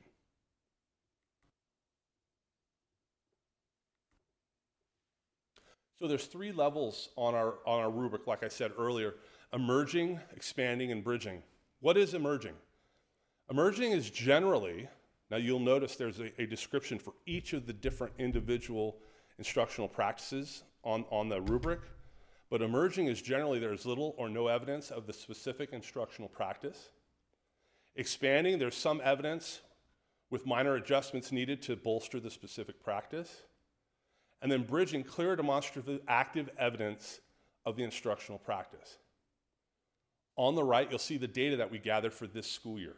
This school year, we had 2 visits. The dates are at the top. It was on January 23rd and March 6th. You'll notice that there's bridging, there's expanding, there's emerging, and there's different numeric values in total for each of those areas. So let's talk student discourse, the red section. So bridging, there was 26, expanding, there was 64, and emerging, there was 28. So in your head, you might think, wow, there was 28 teachers in both groups that were only at emerging for student discourse. Here's the thing, at different times in the classroom and in the lesson, you may be actively pursuing student discourse, or you may not be. So it's okay. And when teachers see this data, the first thing I want to explain to them is this is trend data. This is just data telling us in that 10 little strip of time what we saw and what we experienced. It isn't a mark on you as an instructor or as a group of instructors. What it is, it gives us something to talk about, right? So if I am in an emerging class for student discourse and I'm with 4 or 5 educators and I come out of the classroom to talk about what we saw, what are we talking about? We're talking about things the teacher could have done to bring that lesson to expanding or bridging. And during that discussion, all those educators are giving their opinion and giving their experience to the group. Thereby the group IQ, when it comes to educational practices, raises, right? So with expanding, it's the same conversation. With bridging, it's the same conversation. They may come out of a class all excited, and I've seen this with teachers. Oh, did you see how he did the checking for understanding with the cards and, on and on and on? And we'll have a conversation about it. And then the administrator might say, well, what's a different way that teacher could have done that? Then they'll have that conversation. And with that, we're increasing the skill sets of our teachers and our pedagogy overall as a district. Okay, so this year we had 55 teachers participate, 26 administrators, 6 coordinators. We visited 139 classrooms. This school year, we did 2 visits and split the school district in half because we have too many school districts to do this process as we did prior to the pandemic, which was we used all the schools and we did 3 visitations to 3 different schools and we brought everybody together. Well, there's too many people now to make it effective. One of the things that's disappointing is we were really reaching a mass effect before the pandemic where the school sites were doing their own walking and talking and we were really gaining ground. And then COVID kind of shut that down. So we had to restart last year. We had 1 walking and talking last year, and then we had that little resurgence, remember that? So we shut back down. And then this year we had 2, just to be cautious. We did them later in the year in case that COVID raised its ugly head again, right? I'll talk more about next year in later slides. So we do a survey at the end of each year for the participants of Walking and Talking. And so I'll go through the results of our survey. I got to tell you, the survey results were really great this year. The first survey is how many Walking and Talking instruction days have you attended? This was just to tell us how many of these folks that went, it was their first time. 69% it was their first time. 24% they've gone a previous time, and 5% 2 previous times. And that little gray, they didn't have an answer for how many times.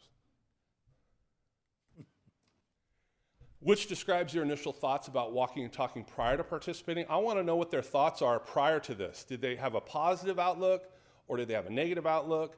Some people have come from other districts that do Walking and Talking, and some other districts do it because they're in trouble because their test scores are poor, so they're using it as a way out of program improvement, which is not an effective means of doing instructional walks. So 7 had no opinion, and 35 had positive thoughts. That tells me they've talked to their peers or other teachers, and other teachers have said, hey, this is a great process, you should go do this. Then we ask, and these are questions about how well I did, how well our coordinators did, and how well our teams did. The purpose of the activity was well explained, 100% agree. The process when walking was explained well, 100%, and the Walking and Talking rubric was explained well, 100%. The model lesson allowed you to practice the process and prepare for the walks, 99% agreed. The model lesson was well delivered, 99% agreed. So every time we do this, we have a model lesson to help train the use of the rubric and the purpose of Walking and Talking. Our coordinators do the lesson, and some of our administrators, staff, people out here are the students in that lesson, and the teachers surround the room and watch the lesson and fill out the rubric as the lesson's being taught by the coordinator. And this models what is going to happen at the school site. Once we've done that, we talk through each section of the rubric before we release everybody to go to the school sites. The team I walked with was inclusive, 100% agreed. Inclusive means that there's not one person taking over the whole conversation. That's why we have an administrator in every group, to make sure the conversation moves between the participants. So when I'm in a group, if there's somebody quiet, I'll start asking questions and get that person engaged in talking. You'd be amazed what you hear from teachers once you get them talking, right? Here's some more results. The team I walked with listened to my input and shared ideas. That's really important. I found the debrief valuable, 100%. I found at least one strategy to take back to my classroom during walks. I put a big arrow there because that's the key to this process. Teachers are great at stealing stuff from each other and making it their own. If they have this formal process to do it, they can learn a lot to take back to their own classroom. The debrief provided insight into other opinions related to effective instruction, 99% agreed. I found conversations about instruction useful to my craft. And then the Walking and Talking process was good professional development for me, 99% agreed. I would like to participate in Walking and Talking again, 93% agreed, 7% had no opinion. My school has begun Walking and Talking. I always like to put this in here because this data was very different before COVID. And we really wanted to see what the data showed us for the Walking and Talking at the school sites going again, right? Which has been difficult. It's been a busy year, right? So 38% agree, 36% disagree, 26% had no opinion or were unsure. So this gives me guidance on how I give feedback to my principals. Now, which best describes your thoughts after the Walking and Talking process? 99% positive, 1% no opinion. So this is feedback that we get from the teachers. Every year I ask for anecdotal feedback when we do the Walking and Talking, and we've used a lot of the feedback from the teachers that have participated in the walk to change this process to make it better. So you can see here, I won't read them all to you, but I'll read you a couple. I haven't participated in district Walking and Talking in a few years, and it has consistently improved an organization. I think it is a valuable use of my time, and especially useful for educators new to the profession and or the district. I like the short one at the bottom right. Very positive team building activity. And it is, because we get together as teams, And those teams may have a high school teacher, a middle grades teacher, and maybe a 5th grade teacher, and an administrator. Could be a high school administrator, could be a elementary administrator leading the group. So you get perspectives from different angles of education. I put a star next to the bottom left corner because I like feedback like this. I feel like it would have been helpful if the demo lesson intentionally had missing components, rather than being a perfect model demonstrating all components at bridging level. Great comment, because that's how we've always done it, but this year we wanted to make it good because we were starting over and we wanted everybody to see what bridging looked like, right? So we had this conversation before we even did it, which tells me this is a great comment because this person was engaged. This person knew what was going on, right? So moving forward in the next school year. So we've set up 4 visitations for walking and talking. We'll have 2 teams. On September 13th, Team 1. On September 28th, Team 2. January 24th, Team 1. And February 1st, Team 2. Those teams are, Team 1 will be Cordis, Bethany, Hanson, Lammersville, and Mountain House High School. Team 2 will be Cuesta, Altamont, Wickland, and Evelyn Costa. We haven't picked the school sites that we're going to visit yet. We strategically pick the school sites with the teams. So if you're a team visiting, you won't be visiting your own school site. So like Team 1 will go to one of the Team 2 school sites on their visit and vice versa.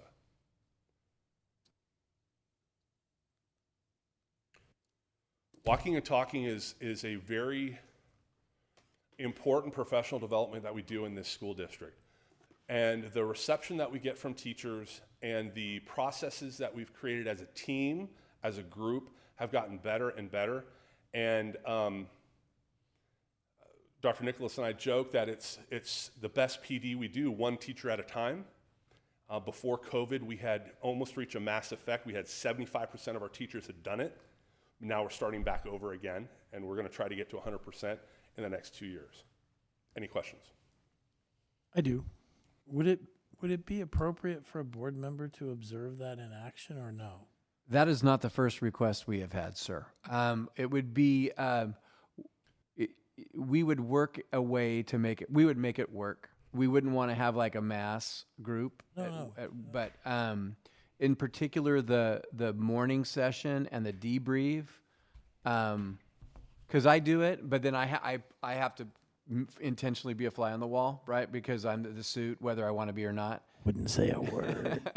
So yeah, but I think in particular for the board to observe the morning session and the training and the debrief, and then maybe I'll lead a team of board members and we'll walk around and do it or something. We can come up with something though. I would be very interested to see it in action, but I do not want to infringe upon the productivity or confidential, any of that stuff. So, yeah. I would comment on that. The one thing that is stressful for a teacher teaching in the classroom that's being visited, teachers always are on stage and they want to do the best that they can, right? So when you have like myself or Dr. Nicholas visiting the classroom, I mean, Dr. Nicholas takes up a lot of space and they can see him come in, right?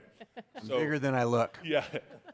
But my point is that teachers get nervous because they see Dr. Nicholas or myself coming in and doing a visit. And the whole goal is we're equal in this. We're a team in this. So that's a hard balance, and I don't know what would happen with a board member coming in with even more juice coming into the classroom. So it's like I try to sit down and be as small as possible when I go into the classrooms, right? Especially in the kindergarten classrooms. The kindergarten classes, the kids want to climb on me, That's a picture. But yeah, there is that impact. And some teachers get a little nervous, and you can see it. But when they've participated, they know what's coming, so they're like, yeah, come on in, So I did have a conversation about this with Dr. Nicholas, and my thought would be maybe we go to the morning part and then go to just 1 or 2 teachers' rooms, veteran teachers that won't be nervous, just to see how it goes, and then rejoin for the afternoon debrief, just to kind of get a better understanding of how everything works. Yeah, I would be interested to watch the demo session that happens. And also, like, my thought process is not entering the classroom though, but I would like to just be amongst the group, the 5-minute discussion, because that's going to help me understand how the rubrics and everything is being worked upon, and then the ending session, right? So that, as you said, I don't want to be out there. Yeah, that's just something that I would like to do and volunteer to do too. Yeah, thank you. I just had a question. I just a comment too. Just like I love listening to that presentation as a brand new teacher myself this year. I would love to do this, just for my own professional development. And I think you're absolutely right that this is the best professional development a teacher could get. My question is, do you get any feedback from principals, like where a teacher, like a newer teacher, before and after kind of classroom presence and abilities? I know that's kind of subjective data, but is there any feedback that shows that the teachers kind of improve immediately or gain confidence right away? Yes, I won't name the principal or the site, but we had a couple sites that specifically denoted teachers that went on the walk. When they came back, they were trying different things that they saw in the walk and in the classrooms and modified to fit their style. And some of them even worked with the principal to come up with new ways to deliver the instruction. It really opens the door for a 2-way or 4-way conversation, and it gets teachers more comfortable having that conversation with administrators, right? So yes, long answer, longer, yes. Thank you. In terms of the classrooms you visit, are you selective in which classrooms you visit, or do you try to visit classrooms of veteran teachers, new teachers, teachers in the middle, the whole bell curve of teachers? Mm-hmm. Okay. We visit everybody.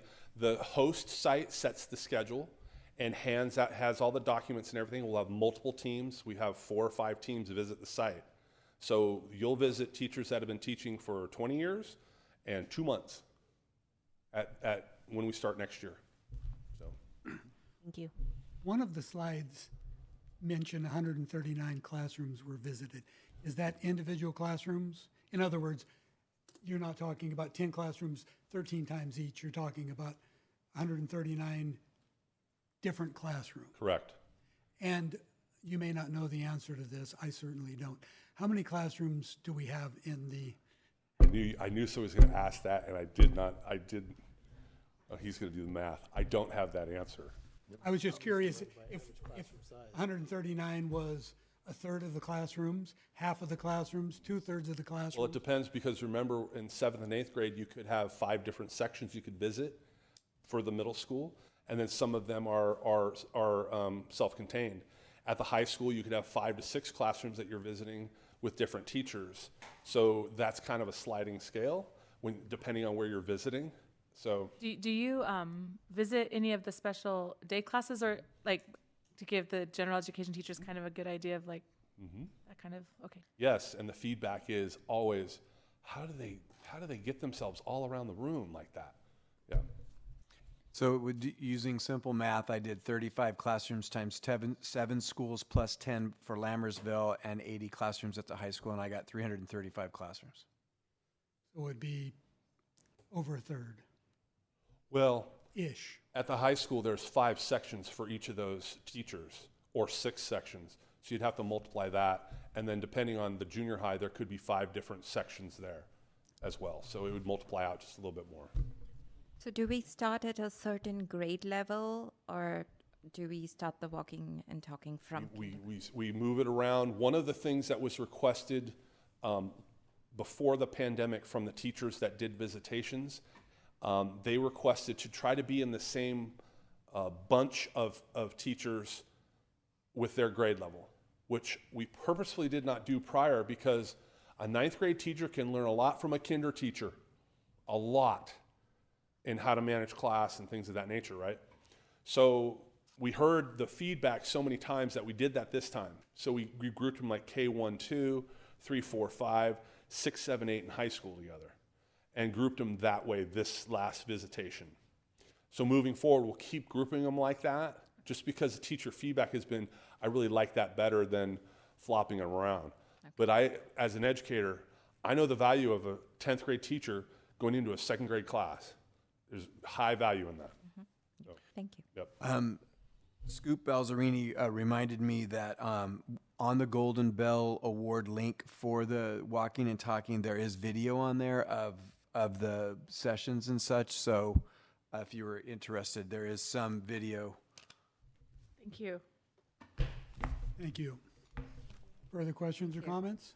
Thank you very much, Doctor. Thank you. Thank you. Item B, active shooter drill, October 2023. Executive Director Busatil is going to give a very brief presentation about our plans to do an active shooter drill. All right, not afternoon, good evening, President Pombo, trustees, Dr. Nicholas. So we're going to talk a little bit about our overarching goals to do an active shooter drill. So as always, staff and student safety is a top priority. So starting in 2009, we had the Crisis Response Planning Committee. That's when it was initially formed. And then from there, we had CERT training. So for any of us that have been in the district for a long time, that was a very, very comprehensive training over a few different weekends. Following that, we had a big CERT drill at Wickland Elementary School where we had students involved, some parents, also along with staff members. I think we crashed like a golf cart into like a gas line or something, if I remember correctly. Then in 2015, that committee evolved into our current safety committee, and that's when we started to have active participation in a more structured way with our board to make sure that we are having best practices across the decision-making process. In March of 2016, we did do the large-scale drill at Mountain House High School. And then currently, from 2017 to current, we always continue to do our safety drills. We continue to go to the Safe Schools Conference that's hosted by the San Joaquin County Office of Education, as well as some other safety-focused drill conferences. And then we have our ongoing collaboration with the Sheriff's Department and Mountain House Fire, with both of them also participating in our safety committee. So the purpose of an active shooter drill is, we know, unfortunately, what we have happening in the news and the headlines, those conversations, and we're seeing that happen at school sites and in other public events as well. And so one of the focuses and the goals of our safety committee is to make sure that we are implementing and bringing back those large-scale drills so we can test our processes and our procedures. We want to make sure that we are testing the communication in our systems with the first responders as well. Like, how does site and district staff communicate with Mountain House Fire? How do we communicate with the Sheriff's Department? We want to make sure that we're training staff, because similar to like sports, that muscle memory, when you practice something, when you're in an emergency, then that will come back to you. And then, as I said before, we want to make sure that we're testing the effectiveness of our procedures, because even for as long as we've been doing fire drills, we have Mountain House Fire come out, and they always have feedback and input to provide to us, and we're always evolving those drills. So our initial plan and dates that we have proposed is October 2nd or 3rd. And that would be during the October break, so no students would be present. Our site that we're looking to partner with for this would be Altamont Elementary School. So participants would be the safety committee, the district office administration, site administrators, and then also additional certificated and classified staff members, because sites go through things, but sometimes if there's an emergency, you might get called to a different school site. It's kind of all hands on deck. So even though I'm currently at the district office and I've been at most of our campuses in our district, I still need to know where the gas shutoff is at Wickland Elementary School, even though I haven't worked there as a staff member. And then we would want to make sure that after we have the drill, that there would be a comprehensive debrief with all the participants about what went well, what did not go well, what do we need to kind of look out further, and what are some potential changes. So communication, all of things have to be communicated out to staff and our community, our family. So there would be general communication with more specific communication to the Altamont families, because that's going to be the village where it would take place. And on the day of the event, we would have visual signage, because if they see all these first responder vehicles there in a large a number of cars. They're going to have questions and or concerns. So there would be visual signage just to remind them that there's a training event going on that day. So they have that information and that reminder. And then also to make sure that they don't come onto the campus during that time when we run the drill. So looking ahead, we would go ahead and replicate that at additional school sites. Any key learnings that we had from Altamont would be carried over into the next school site and so on, making sure that we're updating safety plans in accordance to whatever changes we've identified as necessary to our current procedures. And then as we continue to evolve, we would go back to the large-scale drill that we had done at Mountain House High School and also at Wickland Elementary School to a smaller extent, but we'd want the more student participation and then also the family participation, because even in the simulated drill that we had in Mountain House High School and at Wickland Elementary School, our parents did a great job of expressing what they would be like in an emergency situation when my student is in danger and I need to get to them, but really what does it look like when we have to lock down a campus because we want to maintain student and staff safety and not have any additional persons on campus. Any questions? Go ahead. Go ahead. I don't have any questions. I just would like to say that I'm beyond sad that we have to do these things. It's horrible, but at the same time, I'm extremely proud of the work the safety committee's done over the years and the district has done to bring student safety and campus safety to the forefront of our consciousness. That's all. I wanted to say that I'm glad that for the first time that we're doing this, we're doing it when there are no students on campus. I think that is very smart considering the emotionally charged nature of the event, and our ability to carry out our plan and fine tune it before we involve students in a bigger population. So thank you for doing it during a holiday break. I agree with that because I think that's a smart thing. I did have a question about that because it is a fall break, and I was just curious, are there any contractual issues with asking people to stay? Will this be all voluntary, or can staff be compelled, the necessary parties, can they be compelled? So for any classified or certificated teacher staff, that's not one of their contracted days. It would be a voluntary process. Administrators, we would just make sure that that's one of their identified scheduled work days because their schedules are a little bit more flexible. But for district office staff or our custodial staff, we know that they're always working on break. So that's typically a day that they would be present if they were here to participate. So that would be part of their contracted days too. Thank you. Mm-hmm. When you say it would be volunteer for the people that would the employees that would normally be off, if they volunteered to come in and participate, they would still get paid. Correct. Okay. Yes. And then if they weren't able to do it during that drill, but they wanted to participate at a future drill at another subsequent school site, would be able to do that too. Similar to walking and talking. We'll keep rolling the opportunity so we get everyone Mass Effect size. Thank you.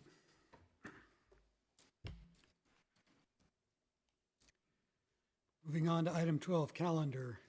Friday, April 26th will be the last instructional day of the school year.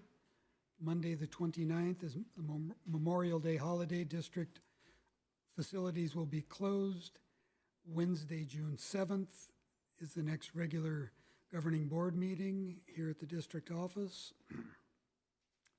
In just a moment, we will adjourn to closed session where we will discuss employee discipline, dismissal, release, complaint, government code 544957, consider approval of long-term leave of absence, consider conference with real property negotiators, government code 54956.8, conference with legal counsel, anticipated litigation, government code section 54956.9, and Public Employee Employment Evaluation Superintendent, Government Code 54357.6. I'll entertain a motion to adjourn. Move to adjourn. Second. On a motion by Trustee Clements and seconded by Trustee Boulay, I believe. Student preferential vote. Aye. All in favor? Aye. Thank you all for coming, and thank you all out there for coming as well. Have a wonderful evening and drive safe.